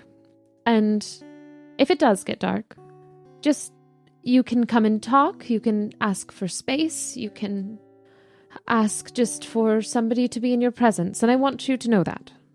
That is very kind. You're quite nice. I can be, but I haven't always been. Thank you. I think you Okay. just described everybody. Do you need any help cleaning the bridge? If you'd like. Let me help you. Yeah, for sure. I understand you might have been worried about me if I might have been acting up, but I closed the door. It's fine. I hope we don't have to talk about what's behind that door, but if you do ever need to, I'm here. I appreciate that. I'll show you some tricks. Has Juno ever cleaned in her life? She would have had to clean as a child, At the monastery? Yeah, in the monastery. 100%. Yeah. So it's been fucking a while. Well, she's not. She's in her 30s. Okay, yeah, but you said you were in your monastery when you were 6. I don't remember a lot. Probably 10 years. 10 years. Catherine's getting weirdly 20 defensive about this years. personally. This is 20 years. Yeah, it's probably been about 20 years since she was in the monastery. Gotcha. Doug at first, just kind of hands you some cleaning supplies. And then, just like, yeah, if you want to clean over there. And then I kind of meant it more as a gesture, but yes. Yes, well, let's go. And she just starts to like spray straight on all of like the buttons and all of the control panels. All right. Well, my friend, wonderful. Amazing enthusiasm. And I love that. Just a couple of pointers. And he just basically teaches Juno how to like actually clean without destroying precious electronics. Nice. Does that give me can I improve my electronic skill? What? Before you say no. Audience, I wish you could see our keeper's face. Make her make a cleaning skill and improve that instead. Cleaning skill. I can write a cleaning skill. There are write-in skills. You can write in either cleaning or pain in my ass, and you can make an improvement check against it. Can do, boss. All right. Anyone else want to do anything while we're on the ship, while we're still in transit? So after the evening, I don't know what time of day it was, but when the whole like chat in Pyotr's room happened, For sure. Juno felt up a book. Since then, Don't sound so jealous, Glade. Yeah. It's like, oh, you get the sense of this energy, but I get a sense of mine. Catherine was rubbing her own hands in a different way. It's true. It's true. Watched it happen. Tom saw too. All right. Anyways, yeah. Okay. So since then, Glade went and got that knife that we discussed, and wants to take note of just the comings and goings of everyone. For sure. So I don't know if she would have like noticed Doug. She would have tried to like done anything, but just noticed that he was in his room 100%. for a full like long time. Totally. Cool. In particular, she wants to take note of Pyotr's habits. Pyotr's trying not to be taken note of, so I think this is an opposed roll. Yeah, let's say accounting opposed with 0G. Let's just pick some shit, fucking... I don't know, you guys want to maybe close your eyes and let your fingers fall on the sheet and do some bullshit? No, let's say... What did it land on, just out of curiosity? Medicine. What? No. Let's say...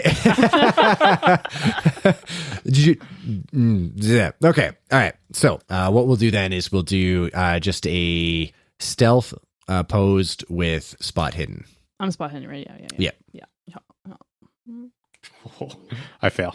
Hard success. Okay. Pyotr is being furtive about his movements, but Glade has tailed people before. It's weird to do it on a spaceship, but it's also very easy. Just like zero gravity G in like a corner, just like, just like Spider-Man against the wall.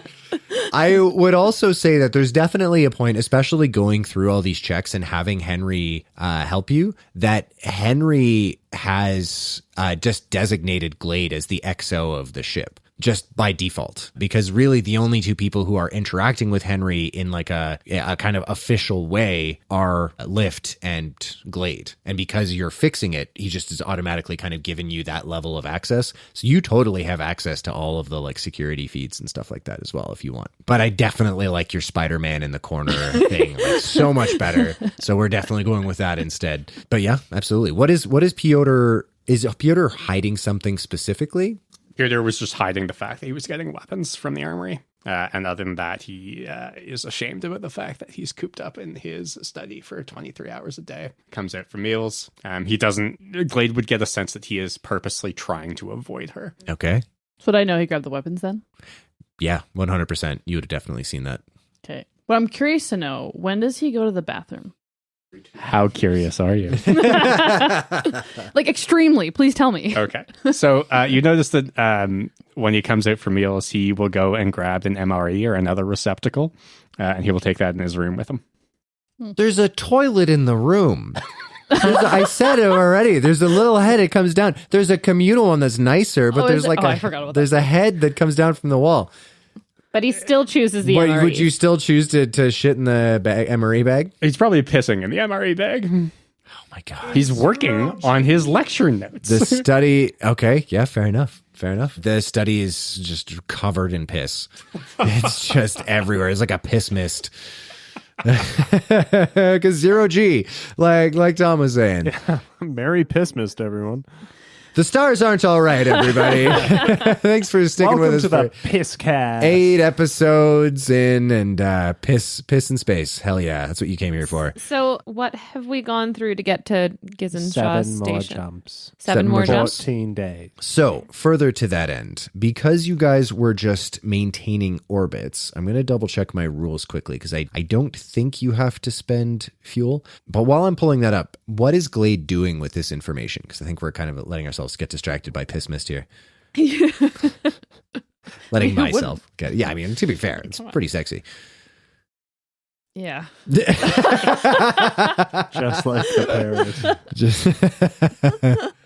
parrot. Anyway, sorry, continue. Anyways, okay. And just curious, does Pyotr come out of his room at night at all? Yep. So there's once to go to the armory, and then also when like he is going to grab meals, or sometimes I'll check in with Lift, make sure that Lift is still taking or keeping an eye on the book and knows where it is and all that kind of stuff. But like dead of night, like do you leave your room? Yep. Where do you go? I go to the armory once, and I go to see Lift once. I also make trips to the big pallet of liquor. Okay. So I want to interact. Interact away. So if this makes sense, so if you're making multiple like consecutive trips at night to a liquor pallet, yep, I follow one time. Okay, I'm assuming there's like dead at night, yeah. Yeah, so it's like 3 a.m. So everyone else is in their bunks. Pyotr has the look about his face like he's been staring at a screen for like 7 hours. He should have gone to bed like probably 4.5 hours ago. He hasn't. And he makes a trip to the liquor pallet, kind of like wedges an empty bottle of not malt liquor behind it and picks up an increasingly terrible bottle of wine. He's going to take that back. And I assume he turns around and there you are. Hello. Oh, that far. Yeah, totally. Glade. Hey, piss monkey. And I...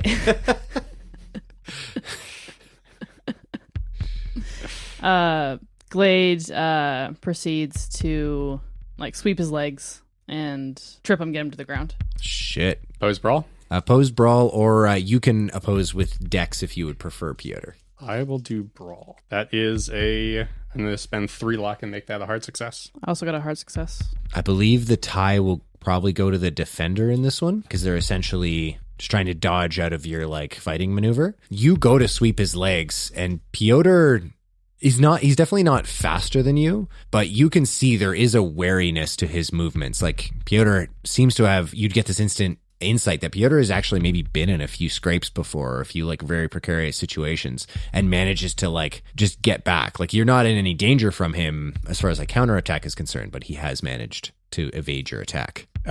Pyotr yells, "Henry, wake everyone up! I've been attacked!" Can I try to stop him from yelling that? Like punch him in the throat?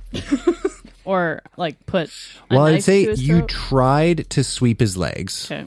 And then failed at that. So if we were doing it in turn order, you definitely would have gone first. But that would have been your move, was to try to sweep his legs, and then he succeeded on dodging that. So this would be his move, which I would say, so probably realistically no way for you to be able to get to him in time. Then can I yell? Yeah? Or not yell, but Yeah, 100%. like, Henry, ignore that. Henry, I am in danger. My life is in danger. And I'm going to draw my last piss, or the 45 that I just drew. Oh, shit. Henry, fuck me. What does Henry do, Brian? What does Henry do? Henry drives you all into an asteroid. My man. Henry just goes, emergency, and then alarm goes off and does wake everyone up. But then a message comes through in your cabin specifically, and it just says, "Captain, there's potential mutiny occurring against your XO." Oh, shit. Who's that?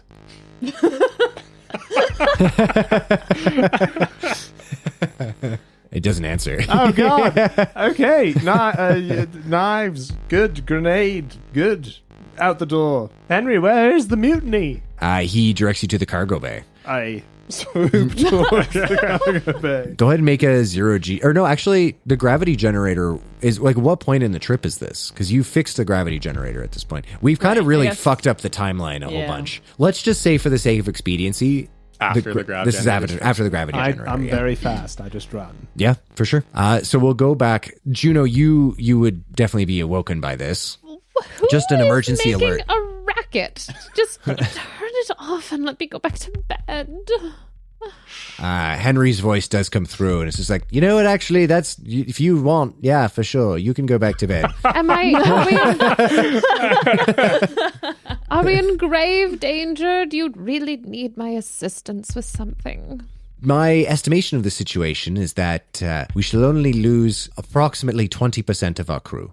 Oh, that's Enjoy the rest of your night. fine. If it gets worse, just wake me up. She's saying this all like half awake, Right. like, and just turns over in bed and kind of goes, 20% is very low, isn't it? Yeah, that's fine. That's fine. Wow. Hell yeah, amazing. Love that. All right, back to Um, this occurrence. So Pyotr looks up and goes, Henry, preserve the last 5 minutes of security footage in this room. preserved, saved. And he backs away and he puts the pistol to his own head. Do not. Holy shit. All right, Glade. Well, Glade was like had her knife out, was gonna like put it to you, but then she's like, "You put your pistol to your head." She's like, "Oh, okay." Yeah, so she's a little confused by that, but she keeps the knife out in front of her. Actually, I would say too that what's odd is that although you'd think Glade is probably savvy with numerous amounts of weapons, there's a slight like quiver to her hand that's holding the knife. Yeah, and she's looking like dead straight at Pyotr. And don't blow your brains out yet. Madam, I don't know what your malfunction is, but this is the second time that you've tried to attack me or someone else on this ship. And I'm starting to think that the best place for you might be out of airlock.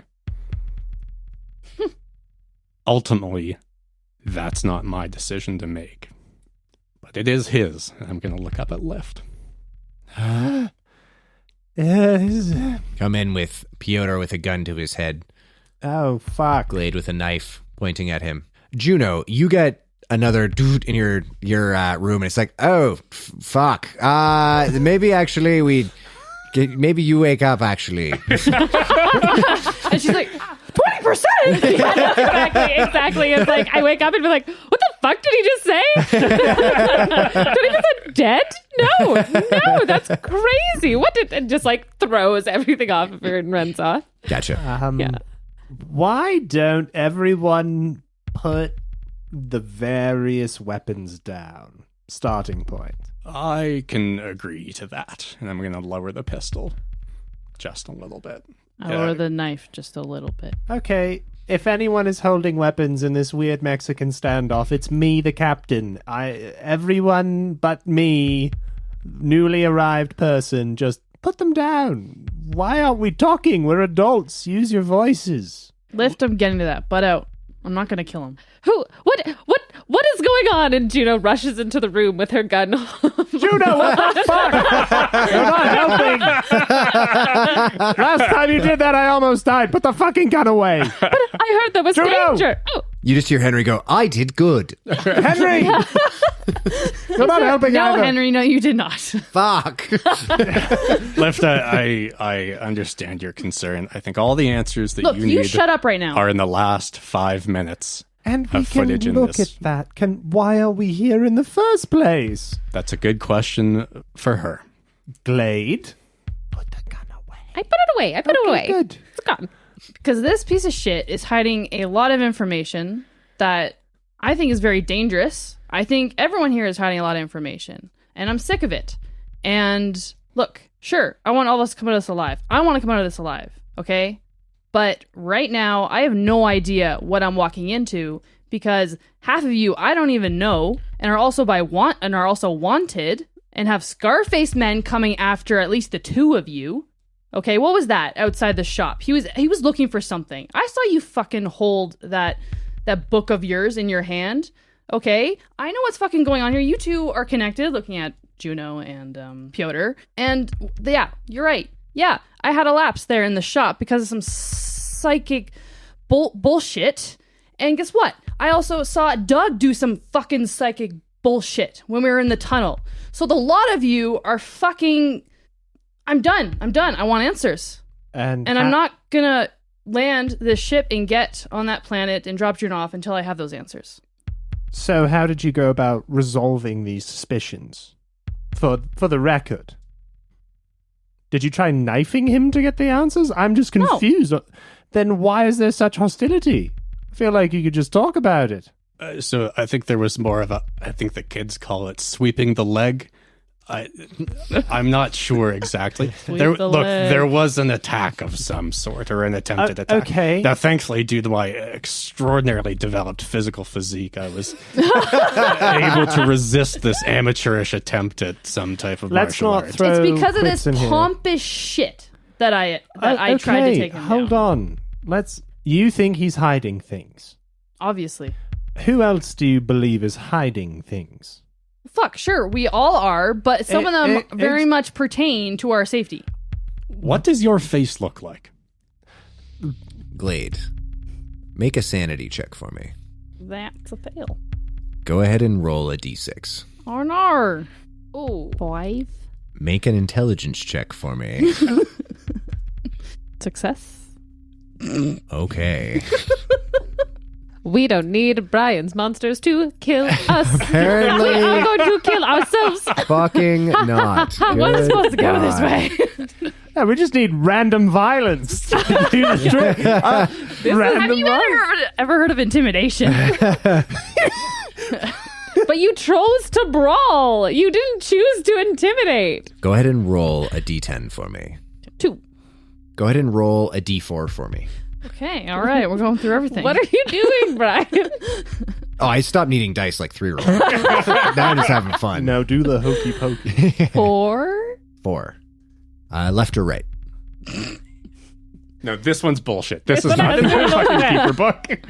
Yeah, it is bullshit. Yeah, it's bullshit. But one actual not left, not last, not fucking... I'm having a stroke. I'm sorry. One actual not bullshit thing. Roll a d10 for me. 5. 5. Asteroids, yeah. That'd be better than what's coming. You, for the next pretty much minute, Oh, no. your legs collapse, like your knees buckle, and you fall to the ground. For the next minute, your legs do not work. Okay, that's not as bad. Yeah, psycho. So you missed it by 1. 3 was violence again. There is a feeling of being seen and of being filmed, of watching your bare face on a vid screen, and you can't connect it to anything.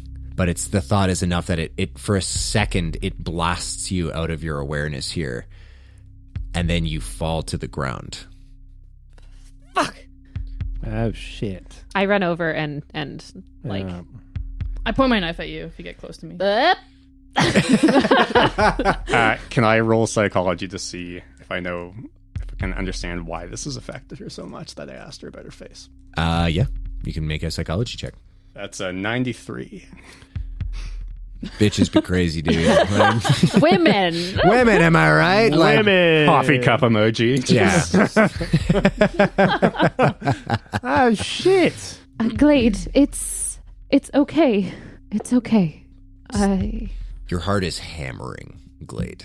I don't know, I guess done for speech, just kind of, I guess, on the ground, almost like, I would say, like, using my one arm to try to, like, drag myself along the floor away from you, with my knife up in the other hand. Nobody is going to hurt you, and we can provide you with answers. But you are also holding information from us, and information that would be important as well. You have to recognize that. There has to be a level of understanding of what we can know and what's safe for each other to know, and trust as well, as much as we can trust each other. She wants to know about Felix. That's what you hear in my head. I just seemed more panicked then as I try to, like, crawl across the floor. drag myself across the floor. For sure. Pyotr's going to walk away from her and walk back up to the study and go, Lift, I'm done with the theatrics here. I'm going to confine myself to quarters. your ship, not my problem. Yeah, go back to the study. I'll talk to you later. Sounds good. I recommend you review that security footage I before will. it mysteriously disappears. It's not... Henry's not going to do that. You go back. Clean the piss. Do you have a rag or something I can... You've got shirts. I had shirt. It's close enough. I'm not sure why you're angry with me here, I'm sir. I'm not angry. I'm disappointed. That's the same thing. It's Those are the same not. feelings. You go relax. Go back to prepping your lecture or whatever it is you're doing. I will hang out here with the Faith and talk to Glade about her perspective on things, and maybe I'll share my thoughts about rocks and glass houses and things like that. And we'll go from there. That sounds wise to me. Great. Go team. Shit. Glade, you are not getting better. But I need to know what you need. I will give you the same options as I did to Doug and our friends who are struggling. Do you need to be alone? And I will admit to you that if you are alone, we will monitor you. I think that is only fair, considering. Do you need somebody to sit with you and be with you? Or do you need somebody to listen or Juno, talk? go ahead and make a psychoanalysis check for me, please. I would love to. With a bonus dice. Would have been a failure without it. Yeah, I feel like she's been traveling with you enough time in the ship. Probably would have gotten some insight. That's a hard success. Hard success. Yeah. Okay. What do you think Glade needs in this moment? If what she's feeling or what kind of made her legs give is the feeling of being watched and like known, is to just fucking hide, get away.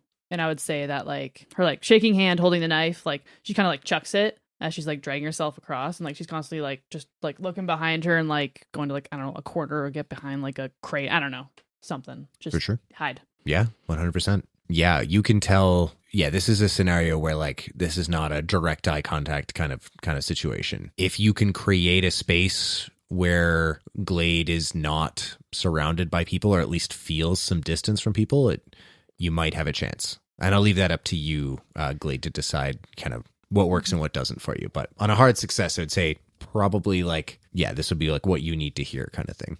Lift, it's important that you don't watch.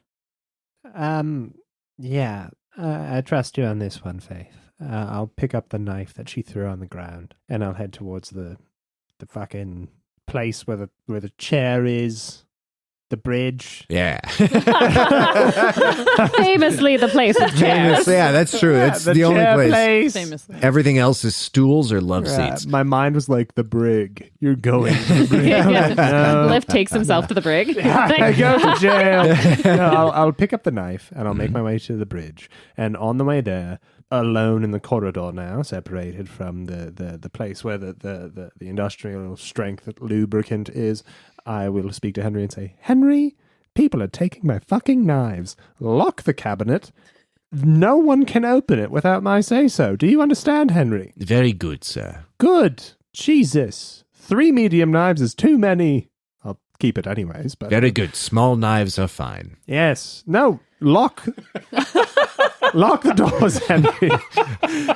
I see. Very good. Yes. Good. And when I get there, show me the tape that Pyotr was so worried about so I can get context on what's happened. I will have it waiting for you, sir. Thank you. Doug comes out and keeps you company. Hi, Doug. Here, I have a knife for you. It's a present. Oh, I didn't get you anything. That's fine. It's, Hanukkah? I'll take it. Sweet. He gets 7 more knives. Yeah, you make it to the bridge. You can review the footage. Glade and Juno. Juno sits down just with her. Yeah, she sits down either against the wall. As Glade was retreating and trying to hide, she did not move towards her. She just let her move. For sure. Recognizing that encroaching on her space is not what she needs. Juno becomes kind of vulnerable and relaxes herself. Hey, Glade, have you ever had like something in your shoe? Do you know what that feels like? Something that just doesn't quite feel right. Just quick, did Glade like get behind something or? I would say there's like maybe a support beam, kind of like an I-beam that's coming out from the wall. So you can like, Glade could at least get Juno out of her sight. Cool. Maybe, yeah. What did it feel like? I don't fucking know. What about having, those terrible clothes that they would make, that they would drop off to places? I know that they have them for the Reapers as well. They had these terrible tags on them, and they were terribly itchy and they would scratch your skin. Do you remember those? Yeah. So?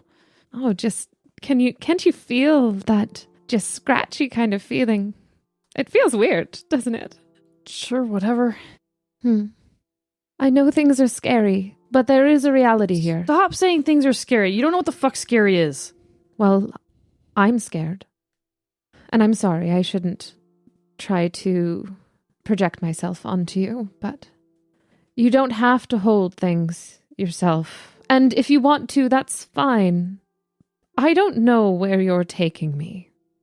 And it has only just occurred to me as we've been on this ship that you may not be taking me somewhere safe.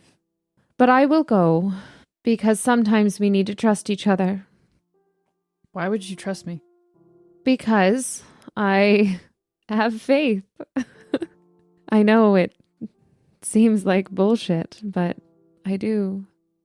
And you have shown that you want to protect me. However, I will remind you that you essentially gave me up to the man with the scar on his face the first night we had to run, which I, again, do not appreciate. But I understand that we all come from different situations and are struggling in different ways. So if you need to struggle, and if you are going through struggle, then know that I am here with you and I will not fight you. That we will, in some way or another, be okay, or we will be with Soul or whoever or wherever you believe in, which is okay too. We're not going to be okay. Well, I still have faith. It's a fool's faith. Maybe. Can Glade walk yet? At this point, yeah, for sure. I mean, other than being off-kiltered by the whole situation, like, is she still having that, like, feeling of being watched, or? The feeling has receded a little bit, as is the certainty that she was specifically asking about Felix. You'd think that now that's actually not what she was asking about. Glade takes a really deep breath and, like, kind of shakily tries and slowly stands up, comes around the corner from the pillar. You said you were sitting down, yeah? She reaches out her hand to help you up. I take it. She pulls you up. Look, I really just want to get out of this alive. And I'm not used to doing that by trusting other people. And I'm going to be honest with you. That shithead was saying about trying to attack or kill you guys. Far from the truth. Literally, it's only since I've been more so around you and the rest of them that all this psychotic mind fuckery started happening. So, no, I don't feel safe. Then you have to trust us as much as you have to get your job done. Well, that's why I think Pyotr needs to give us more information. I would think Pyotr would say the same about you. Please consider that. I'm an ex-Reaper. I'm trying to do a job. Literally, that's it. Sounds like he's also trying to do a job. He's delivering an important and somewhat volatile payload somewhere. I could say the same about me. I know. I do not have a complete disillusion of who I am. But I will not fight you, and I will be here for you, despite our differences. And I need you to respect Pyotr in the same. If you need to interrogate him, I ask you bring me with you. No reason to respect that man. That's fine, but you bring me with you.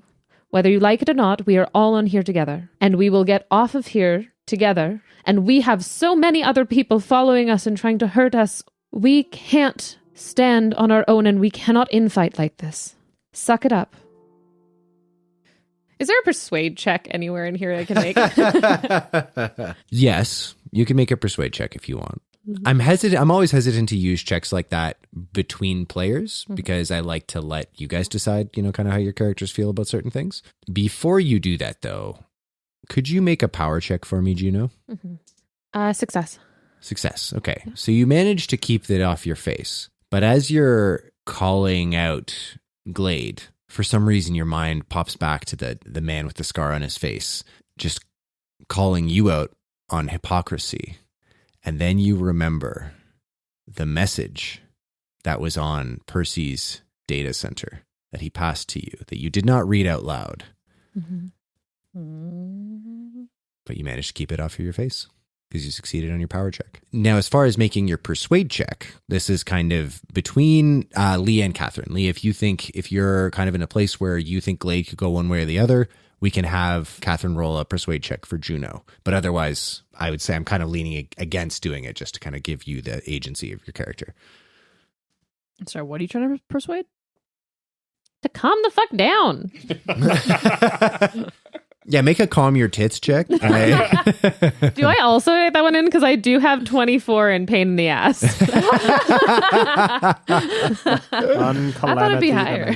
Yeah, I mean, for real, yeah, you should definitely be higher in that. Up to you. So, like, to pull yourself up by your bootstraps. I just want to get off of this ship without any more incident. And furthermore, when we get off of this ship, we think we are going to be safe, but there is no guarantee of that. No one thinks we're going to be safe. I don't think we're going to be safe. Oh, well, I kind of thought that we'd be safe once we got off the ship. Well, that's my naivete. So, we need to work as a team. If you want to survive, that is how we will survive. Oh my God. How do I get this through your head?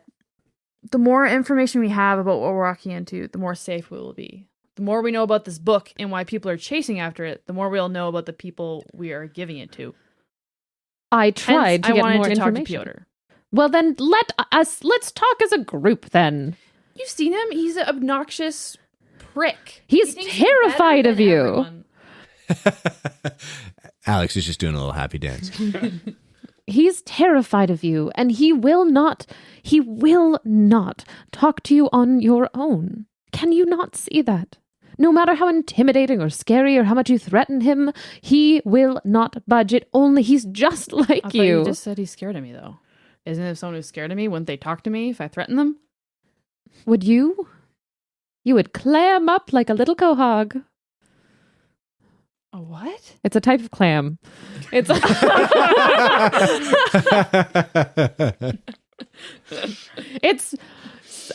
I imagine that you don't have them outside of the soul system. However, anyway, that is what he is doing. He is protecting himself. Bring Lift and Doug and I into this conversation. Hell, Henry can be in on it too. But if you need to know, we all need to know. I probably would have told you if I got through with him. Have a little bit of decorum. Now go to bed. You're obviously exhausted. And so am I, and I was woken up twice by these terrible sirens. As much as I can, and maybe in a way you don't respect, but I will take care of you too. Now go to bed. Whatever. Glade walks away. This is a very sullen teenager. That was really great, guys. If this was D&D, I'd give you XP for it. But instead, I'm going to comment on how much we've grown just as a group, because you said that Pyotr was alone delivering a volatile payload, and none of us said a thing, you know?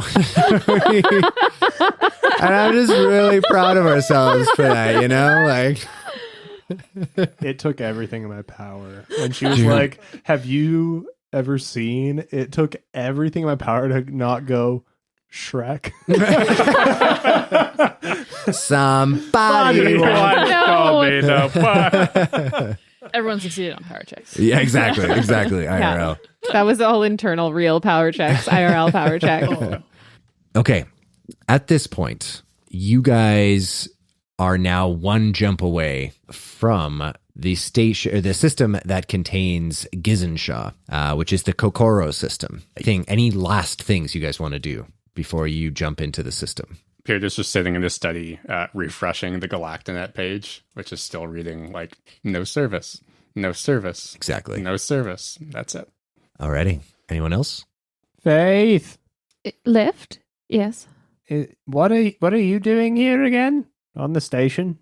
I am following like a good little lamb. And Okay, who's the shepherd? Glade. Okay, Glade, what are you doing here? Dropping Juno off? Okay, I'm going to get mind problem solved. He's a glorified old school Amazon delivery person with a book. As a team, is there some way we can coordinate our various travel efforts so as to not separate for extended periods of time and thus potentially guarantee more safety in travel? At this point, Henry flashes up on a nearby screen and he says, Gizen-Sha Station is not heavily populated. Pulling from memory banks now. And he pulls up an image of the layout of the station. And it does not look like a station that really more than like a dozen people permanently live on. Oh, it's quite small. This is a way station, essentially. Oh, shit. So there are 2 main docking pads, which can hold 4 ships basically on either side. There's like a big cargo bay, Port Authority cantina, with some like rentable habs, and that's about it. Okay. Thank you, Henry, for context. So we are going to be very close together. This is good. We can accommodate Glade to ensure the safe delivery of our little lamb here. And then, as a unit, once Glade is safely deposited, we drop off book at library or hands of librarian. And then we do my brain. And then we get back on the ship and we're homies. I mean, without the Faith, who's been dropped off, but, the 3 of us. And Doug, who's always here. Yeah. But you're not everywhere. disembarking. Stations, historically, recently, not good for the brain. Oh, no, I'll close the door. It's good, fine. Good. You're in charge of maintaining Henry. I will hold down the fort. My man. How's that sound, team? All in favor. Henry, Yes, sir. do you know what the next scheduled transport from Gizen-Sha Station would be? I do not have that information on file, but I will check when we are in the system. Thank you. Okay, that sounds like Pyotr wants to flake on the whole amigo idea. What about you, Glade? Amigos. What was the name of the group called? The Scotsman told me once. Juno? The witnesses. Witnesses. Oh, thank you. I know it started with a W. I was like, what is it? Yeah. The data centers. Can they relay messages back to Gate City? Gate City? Like, how would I get, like, if I want to message, like, Frank again? So, if you want to message him from here, it would take like days and days to send a message and then get a response back.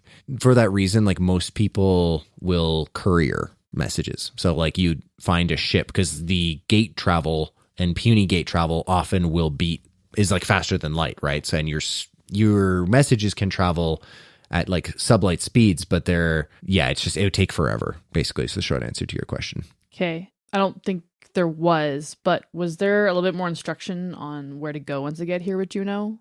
Not Other than- particularly. It was just bring her to the witnesses. Yep. Okay. Anyways, look, I have a job. I'm here to do it. Okay, but like Plain and simple. post job. Do you want to stay on Gizen-Sha, or do you want to come with Lift and Doug and Henry on an adventure? Hell yeah. Yeah. Doug is just smiling at you, gives you a thumbs up. Yeah. I'm not going to stay on the station. Okay. I need to get back to Gate City, unfortunately, But why? because I have to.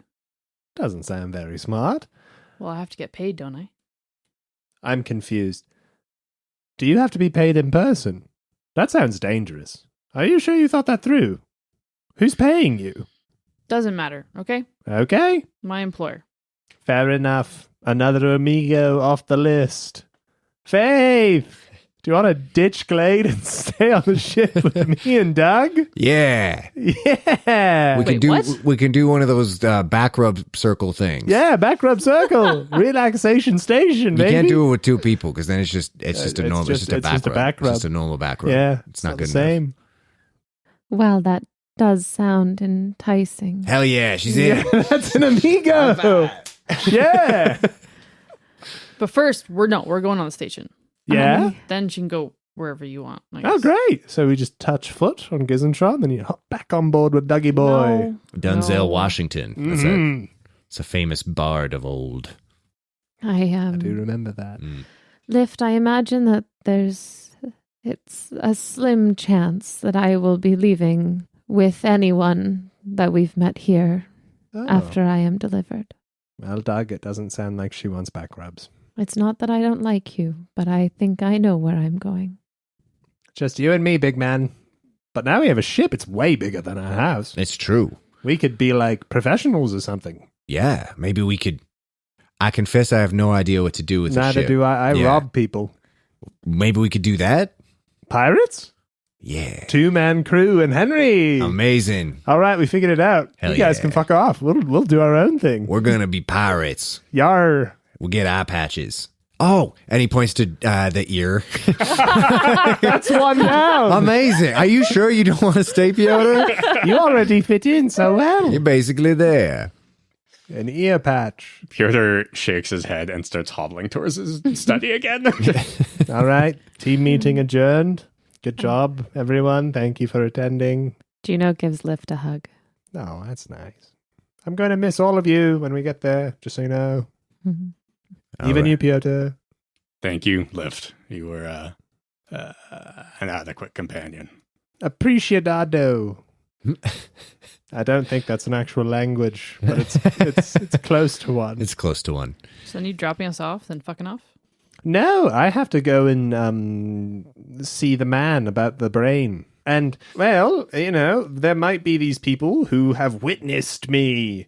They're a terrorist organization who Admiral Knox knew. And maybe these witnesses will help me find my brain. That'd be great. Maybe it's connected. I'll pay them a visit, and then I'll get my brain back. And then we will be the two amigos. The dynamic duo. Hell yeah. Yeah. Like Batman and peanut butter. Yeah. Yeah. Did you just say the witnesses? I did, yes. They've witnessed my memories, and I have not, I think. Wait. Living up to So- the name. I know. Mhm. Your memory's erased, but you're probably friends with them? Probably. I mean, my friend Admiral, the Admiral Knox, was, so by extension, I assume I would be. Huh. Why? Do you know them too? No. Okay, curious question then. Faith!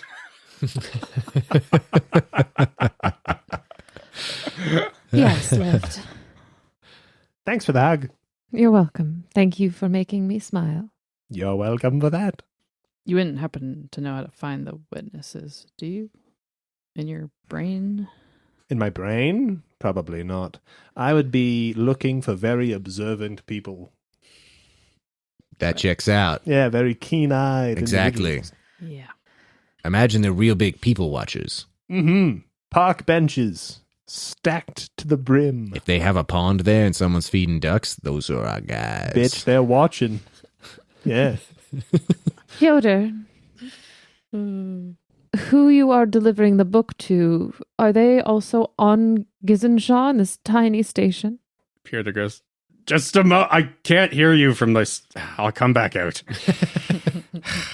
And then slowly walks back to the bridge and goes, what was the question? Where are you meant to drop off this book? With someone on the station. Hmm. That's all I know. And that's the truth. Curiouser and curiouser. It does seem strange that everyone's going to this station in the middle of fuck nowhere. Mm-hmm. Very Mhm. small station. Feels kind of contrived, if I'm being honest. Almost like it's been planned. It does seem a little bit like we are 2/3 of the way through a preordained arc. It's I a say trap. I set you up for the meta joke. That's on me. That's on me. The ship runs into a fourth wall. Yeah. We found it. Fuck. Shit. You guys stewing on that, ruminating on that. The puny gate finishes charging. You make the jump into the Kokoro system. There are a few ships. There's a decent amount of traffic coming through this system. Henry lists some trivia. He gives some important information. So the station you're going to, Gizen-Sha, is 97,450,000 kilometers away from the sun. It's in orbit around a very small, uninhabitable planet, barely larger than Earth's moon, that has no official name, although the initial discoverers called it Putear. There are lots of precious metals located under its otherwise easily mined crushed, but the thin atmosphere on the planet consistently whips up brutal windstorms that hurl rocks at velocities that will shred ships and even reinforced shipping containers. So mining it has been very difficult. But the station was built initially intending to mine this planet, but that has obviously proven difficult. However, it has made its money back as a way station, as this is a popular route between like a bunch of like various like mining spots in the Gate City sector. As such, there are several other ships. There is a ship called the Papillon, there's the Schmetterling, and there's the Butterfly. And Bitch, I speak languages. We all speak these languages, my dear. And there are lots of jump scars as well, or a decent amount of jump scars. To get to the station itself, you guys are going to have to do some math here. You have to do some rollies? You don't actually have to roll, so you're going to spend some fuel to do it, but this is more of calculator time. So you guys have... Can I just roll math, and if I succeed, we don't have to do the calculator? I like that idea. Yeah, I mean, like, yeah, if you guys really don't want to do it, that's totally fine. That's a 20. That's a fail. You needed a 21. That's a hard success. I know. You travel 375, so kilometers per second. You are traveling 97,450,000 kilometers. 72 hours, 3 days. Unless you decide to go sublight. So going sublight means that you spend 4 times the amount of fuel, but it increases your travel speed by 4 times. So basically, it would be less than a full day. It would be about 18 hours flight time to the station. And how much fuel would that cost us? It would be 5 units of fuel total. Let's do it. The math checks out. We will go sublight. Hell yeah. Can I, as the captain is doing these calculations, can I walk into the bridge and go, I see we're plotting a course here. Can I be of any assistance? I do some calculations of my own. For sure. Okay. And can I use my 20 math roll to help out our fuel usage and use gravity boosts and that kind of shit? On a hard success? Yeah, absolutely. I would say if you want to make a piloting check, you can do so with a bonus dice, thanks to Pyotr's assistance. And then a regular success, you'll save 1 unit of fuel. Hard success, 2 units of fuel. Extreme success, 3 units of fuel. Okie dokie. We will do that. Extreme success. Hell yeah. Instead of costing you 5 units of fuel, you take a little bit of extra time, and working with Pyotr and like kind of running your math through Henry, there's not very many celestial bodies in this system, but there are enough that you plot a course that you essentially are slingshotting your ship towards the station. So you manage to save like quite a bit of fucking fuel that way. Pyotr, that was very good. Thank you. I aim to assist. I will return to my study now. Well done. I go back and I keep on refreshing Galactinet. At some point, it does refresh. Okay. I want to go to my messages immediately and see if there's anything new. So after it's sent, are you traveling with the Masked Reaper? You can see there's a couple of days that go past, and then finally, there's just a single line, and it says, I already told you your father's work was a lie. Because mankind has never figured out faster than light travel. Pyotr paces and gets up and walks around the room and paces some more and then returns to the terminal and pulls up the message. You can send message locally, right? Yep, you can send it. It'll just be cached until it can get to... Until it can get to Gizen-Sha? Gate City. Okay. But the message about are you traveling with the masked woman? That was... Sorry, what's your question? Where is the message about whether or not I'm traveling with the masked woman from? That was now at this point would have been like when you had left Gate City. So that was like... But where is it from? Is it from Gizen-Sha? Is it from Gate City? Do I know? The location of this has always been anonymous, like anonymized. Okay, I'm going to try to reply, and I'm going to say, she's here. We arrive in less than a day. Okay. And then I'm going to start pacing again and looking furtively back at the screen that says that mankind has never figured out faster than light travel. All right. The rest of the day would be fine. This 18 hours of travel at sublight. Sublight speed, it's not as disconcerting as gate travel, as beam gate travel, but it is disorienting. There's this constant feeling, even within the ship, of all straight lines that you see out of the corner of your eye just seem to elongate. And when you look at them, they don't. But there's just this constant feeling just in the back of your mind that things are stretching like ever wider and wider and wider. But the minute you look at them, your brain just seems to correct the image. You guys don't have to roll sanity, but it's a little bit disorienting. And I say this travel would have been normal, except that you run into asteroids. But the asteroids are kind of longer than they should They be. are longer. They're like hot dogs. Hot dogs made of space. Actually, technically, all hot dogs are made of space. Hell yeah. Thanks, Carl Sagan, forever in our hearts. Anyway. You want the 100% space hot dogs? Like You do. want, it says right in the 100% space, Totally. no dark matter. Yeah. Yeah, absolutely. Yeah, dark matter. It's just not really great for your gut biome. Okay. So as you guys approach the station, you get a connection request. It's labeled as Gizen-Sha Port Authority. Can Henry patch them through? Hey, this is Gizen-Sha Port Authority. I'm Michael. Hi, Michael. Is this the Violet King Henry? This is, you may call us the Henry. The Henry. Okay, I don't care. So you're on approach to the station? We are indeed. We are requesting permission to dock. Yeah, we have a pad available. It's no problem. Yeah, so how long you guys think you're going to be staying? Probably, a day. A day? Okay. Enough to refuel, drop off some cargo. Do you want lube? We've got a bunch of KY lube we're looking to offload. You seem like... Now, what the fuck does that mean? I mean, there's 12 people who live permanently there. You seem like a lubed up society. Not to make any assumptions. Seem pro-lube, Did we Mike. just get an insight into like Tom with the TSA, like at airports? Do you want any lube? They're like, sir, just please take your keys out. It's just like, I don't know. It seems like you might want some Yeah. lube. Fuck me. Okay. I see that you work with 12 other people. You may want some lube. Yeah, you guys all probably fuck. Look, it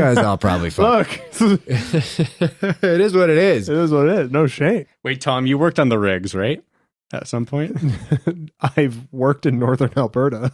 Yeah, okay, this checks out. Yeah. There we go. Yeah. Deep, some necessary lore. Yeah. There is a deep, and believe me when I say I'm choosing my words carefully here, pregnant pause. Nice. And then it just says, I think there's something wrong with your communications there, Violet King Henry. Because it sounded like you were just talking about lube for no fucking reason. Definitely sounds like you need lube. Great. We've got sales incoming. Prep yourself, Michael. We're docking. And boy, howdy, we're doing it wet.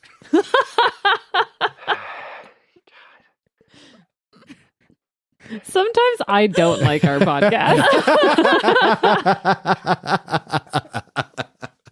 I mean, I love it. Like it's like a family member. Like I love you, but sometimes I don't like you. yeah, that's fair. It's like it would be sad if something was bad great. happened to you in traffic. but- Thank you.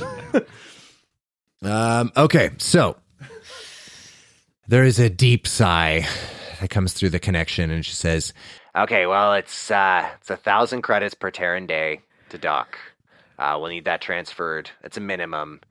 If you're going to stay longer, you need to let us know before the 12-hour mark has passed. Oh, okay. Yeah, sure thing, Michael. We'll get that done. All right, and you said you needed fuel? Yeah, we'll need some fuel, some amount of fuel. Okay, well, we do sell fuel here, which we can sell to you. And then he sends through like a little data packet just of the cost of it. For 5 units, basically 1,000 credits per unit of fuel. Jesus Christ. Yep. So to be fair, when you saved 3 units of fuel previously, you saved $3,000. Absolutely insane. Yeah. All right, thank you for the info, Mikey boy. We will keep that in mind as we consider the expenses we will incur for the remainder of our journey. Very good. Okay, well, you are cleared for docking. Please, at 200 kilometers away from the station, please disengage your gravity drive. Give control of the ship over to Port Authority, and we will bring you in. Do you have any questions about Gizen-Sha? Do you have any Great, pastimes? so that'll be it. We'll see you in a little bit. And he closes the Okay. connection. You guys approach Gizen-Sha. There is the request, like an automated request for 1,000 credits. Faith! Faith, please! Lift, it sounds like you're getting sick. Is there... Are you okay? I'm dying. Dying of poor. Oh, well, that's something I can Yeah. certainly help with. Thank you, Faith. 1,000 credits per day. Per Terran day, yeah. But Darren Day. And you say we're spending 1 day. One, currently, yeah.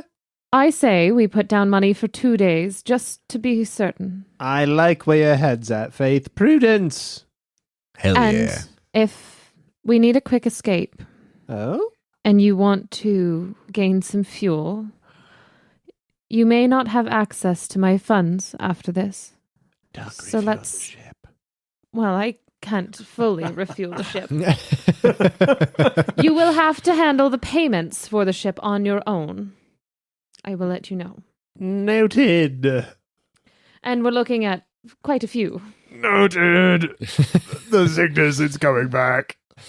I am well acquainted with this sickness. It's terrible. I will Bated breath. do what I can to refuel the ship. Thank you, Faith.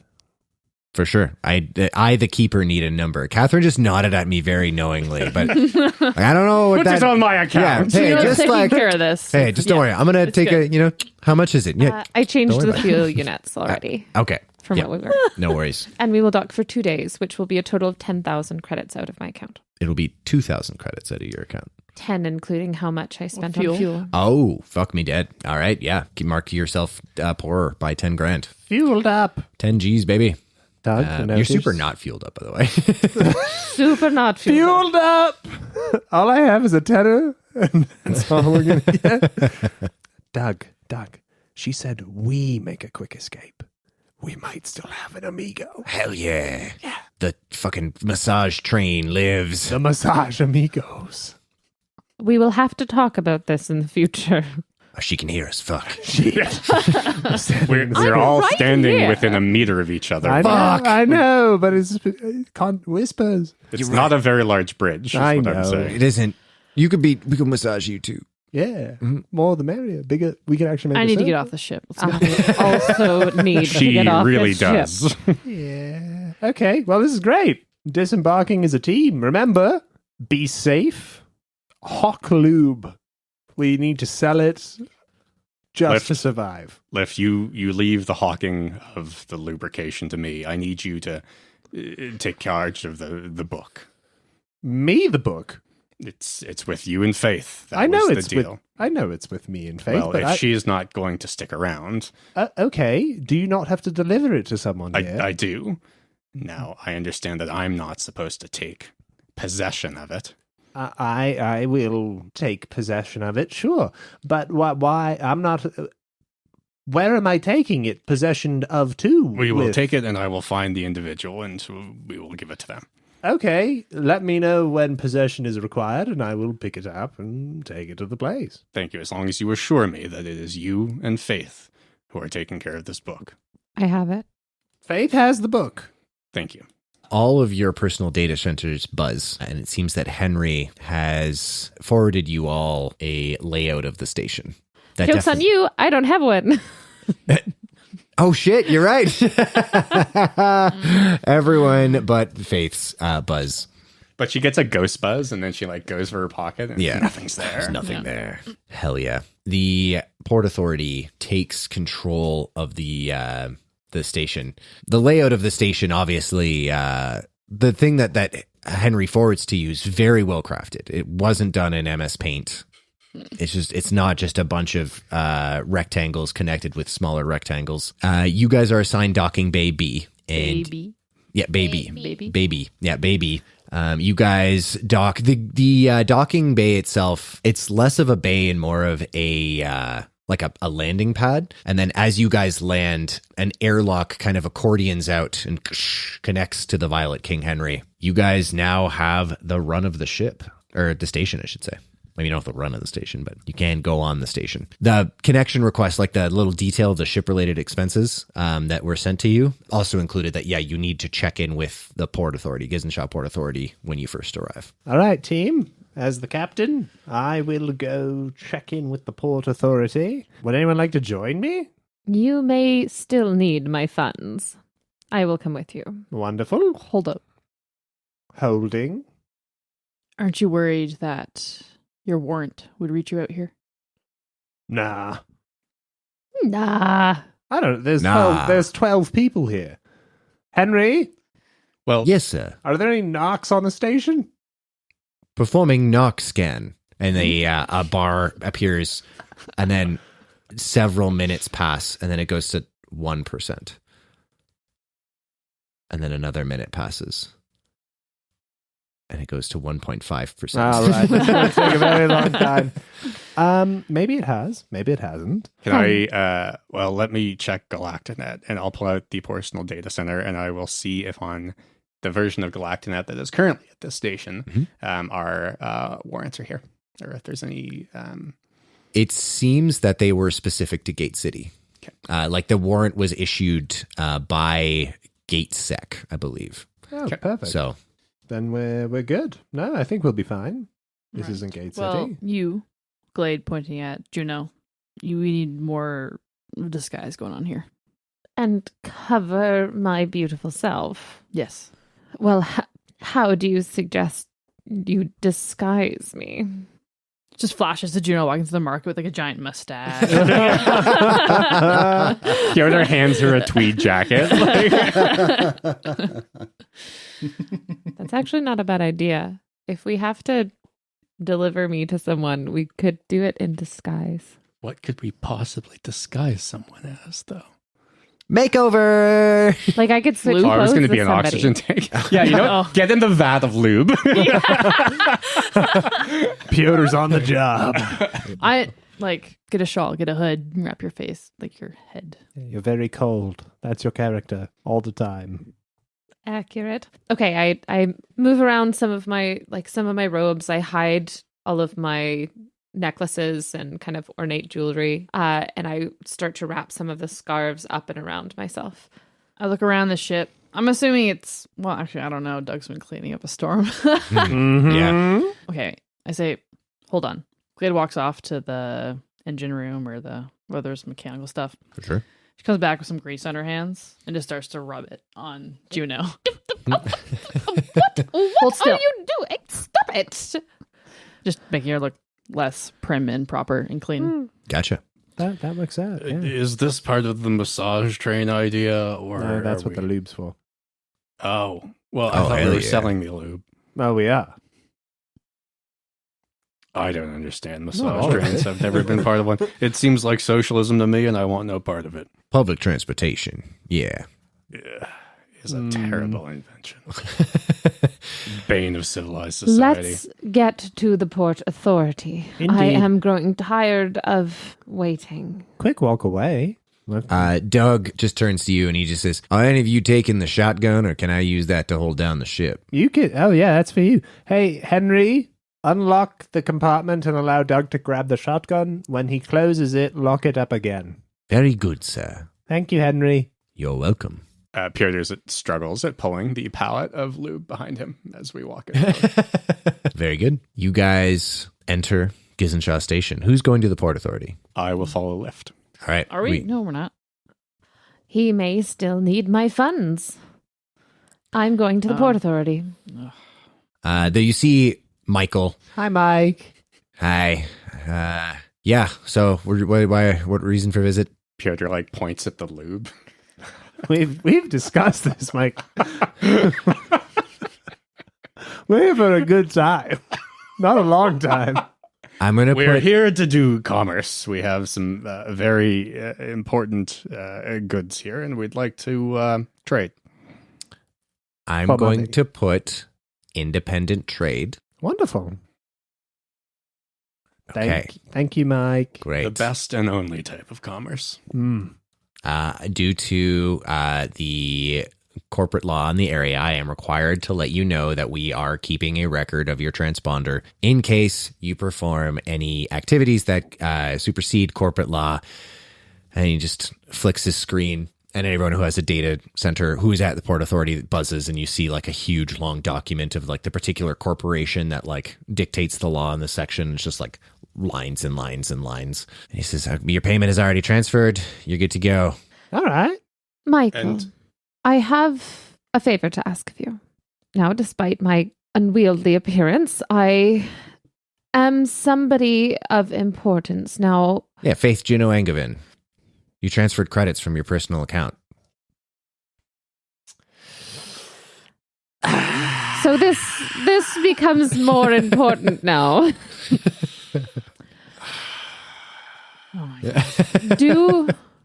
Due to my position with the church, and especially considering that we are quite close to where the Shinjitsu Shinjitsu. Sudoku. Pyotr looks at Shinjuku is Lift and is like, Gotcha. wow. We are close to where the Shinjitsu disaster happened. $2,000 and I scrub your name off of the financial records. $1,000.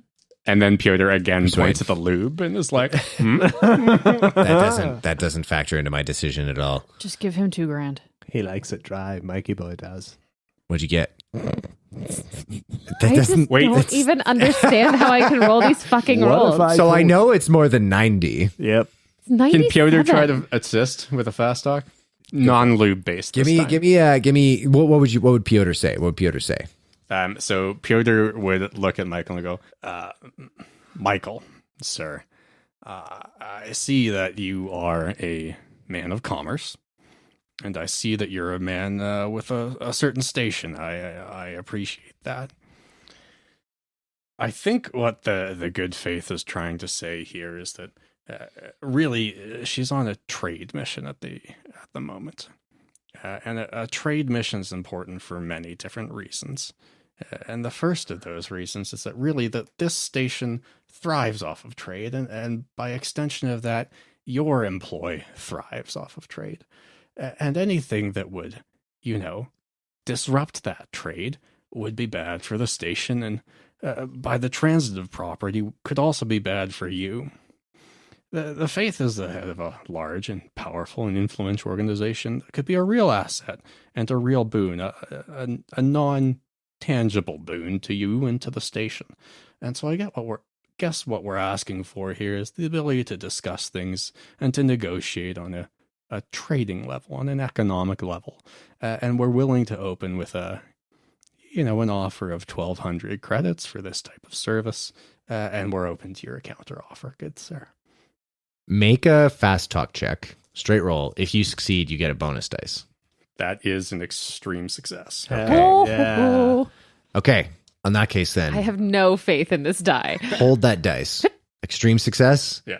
He just goes 1,200 credits. Fine. I want my name to be wiped from the transfers for the credits, and our transponder cannot be found here. Oh, okay. You want me to fuck with the transponder shit? That's a different animal. Like, that's like Navy shit.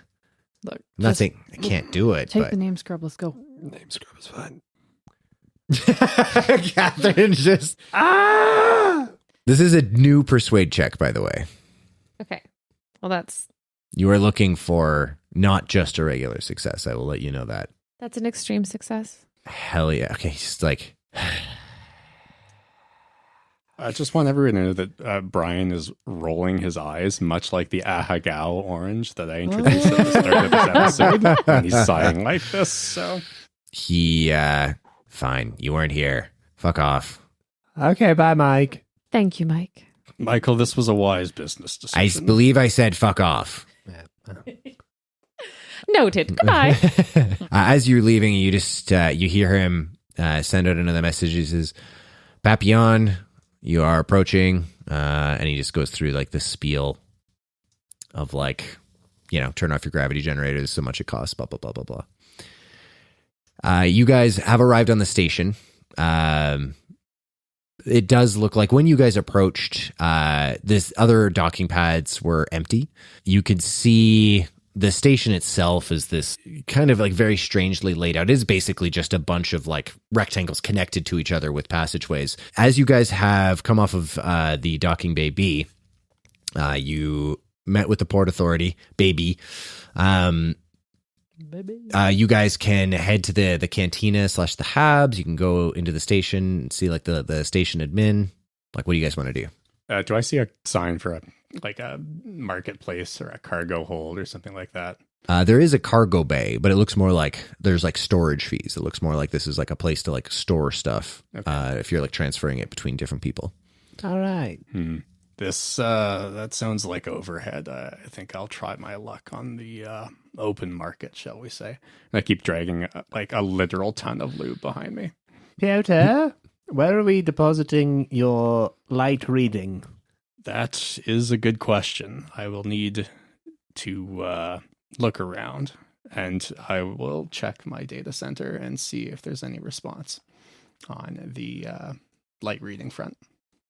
It just says cantina. Cantina, my friend. All right. Imagine there's a take a book, leave a book section there. Very cool. I'm interested in acquiring any replacement literature. Faith, want to go grab a drink in the cantina? Where are we going, Glade? Where are you taking me? Get a drink. Then we shall go get a drink. Hell yeah. You guys go up to the cantina.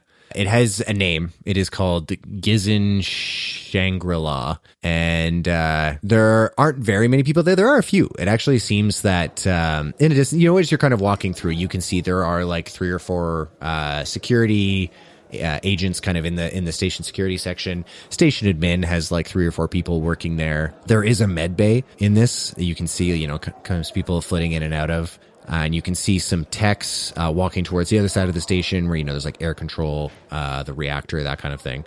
In the canteen itself, there is about like maybe 15 or so people who are eating at the canteen, eating the food. There's like the bartender, not counting the staff there as well.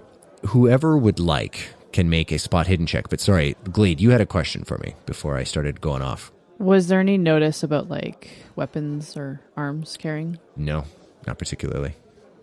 Okay. Well then, as soon as they got on the station, Glade would have herself ready to have a rifle. For sure. To go. Yeah. Yeah. I'll roll for spot hidden. Alrighty. Fail from Pyotr. Fail. Hard success. Hard Glade. success. Hard success. Fail. All right. Glade, you enter the cantina. You guys all kind of traveling as a group. You enter the cantina. Your eyes just kind of scan around. The cantina is kind of designed in like 2 main levels. There's like the lower bar / restaurant area. You go up the stairs, and then there are a bunch of independent habs kind of like tacked on that you can obviously rent out if you wish. The station, as you arrive into the cantina, the station kind of shudders a bit, and there's a docking notification that kind of goes like throughout the station. Your eyes immediately begin scanning, and you can see most people just kind of going about their business, but there's these 2 gentlemen sitting at a large booth. And they're kind of like seemingly casually dressed, but then when you look a little closer, you can just see little misshapen lumps kind of like in there underneath their clothing that indicate they're wearing body armor. And while they're being very nonchalant, you know what being cased looks like, and their attention is on you, but they're doing a very good job of hiding it. You just were able to kind of spot it. Okay. Glade looks around. What's kind of where the exits are and where the best vantage point would be, like to sit back against the wall to kind of see everything. Yeah, for sure. So there is, from this, it looks like in the cantina, there's only kind of one main entrance back into the station proper. There is an airlock on the other side of the cantina from the station that will take you outside. There is another exit, but it looks like it says, like in very clear yellow letters, station security only, that leads to the station security section. But there's kind of just this one narrow hallway or the airlock practically, unless you're talking about that station security door. There is definitely an open table that is in the back corner of the bar that will give you a view of the airlock and all of the doors as well. I grab Juno by the arm and lead her over there. Okay. What are the rest of you guys doing? Looking around, not seeing anything. I don't know, I guess follow Glade. Yeah, as Glade drags Juno away, she like reaches back and grabs for Lift's hand. I'll follow. Yeah, I'll take a hand. Okay. Pyotr slowly drags this pallet up to the barkeep and is like, Lube for sale! good afternoon. Morning? What's local time here? Morning or afternoon? Yeah, it's afternoon. Okay, good afternoon. I'm something of a merchant, and as you can see, I have some goods here to sell. I'm wondering if you... 300 credits. 300? Are you mad? Do you have any idea how much high-quality product this is? Look at it. Look, here, dip your finger in. Tell me the consistency of that. He just kind of reaches over the bar, dips his finger in, and then licks it off. Okay. It's strawberry flavored. It is. That's my favorite. Yeah, me and my puddle, we actually all prefer strawberry. And I'm glad that you have a dog. That's great. But one of them occasionally, yeah. Yeah. Okay. Let me stew on it. okay, we don't have a contract yet, sir. I'm going to be seeking other buyers. I understand. You need to do what you need to do. I need to think about it. I need to call my puddle. Okay. We have a group chat. Very well. Are you going like call him over, or Them? them? Yeah. Okay. Yeah. You know what? I'll keep you in mind. I'm trying to be more open-minded. Good for you. I'm going to back away slowly now and go to another table. I appreciate that. Pyotr forgets the lube there and then has to kind of come back and grab the lube. Drag it. Yeah. You guys sit down at the table, and you can see those two guys that you clocked earlier. They look at each other and then look at you, and they both get up. And then one approaches you kind of directly, while the other kind of like stays standing, just looking at all of you. Like, he just says, "Well, this is awkward. I fear I have the advantage of you. Pyotr Gaius Maitland, Glade Walker, Faith Juno Angevin, Sidar Konto, Lift, I believe. Jesus. It's a pleasure to finally meet you. I'm Gio Namara, and I believe you all have business with me and my friend Tala there. And that's where we'll end tonight's episode. Thanks for making it this far. This podcast is edited, mixed, and mastered by me, Brian Gashgarian. All the music in the podcast is composed by me. Special thanks to Alex, Leah, Tom, and Catherine for lending me their talent for this. You can find us on Insta, TikTok, and Twitch at The Stars Aren't Alright, or on Twitter at TSAA Podcast. As a reward for making it to the end, I would like to remind you that the chevrotain, or mouse deer, is one of the world's smallest hoofed animals. Most of all, thanks to you for listening, and we'll see you next time. Glade, I thought the Scotsman was on the other station. That's not a Scottish accent.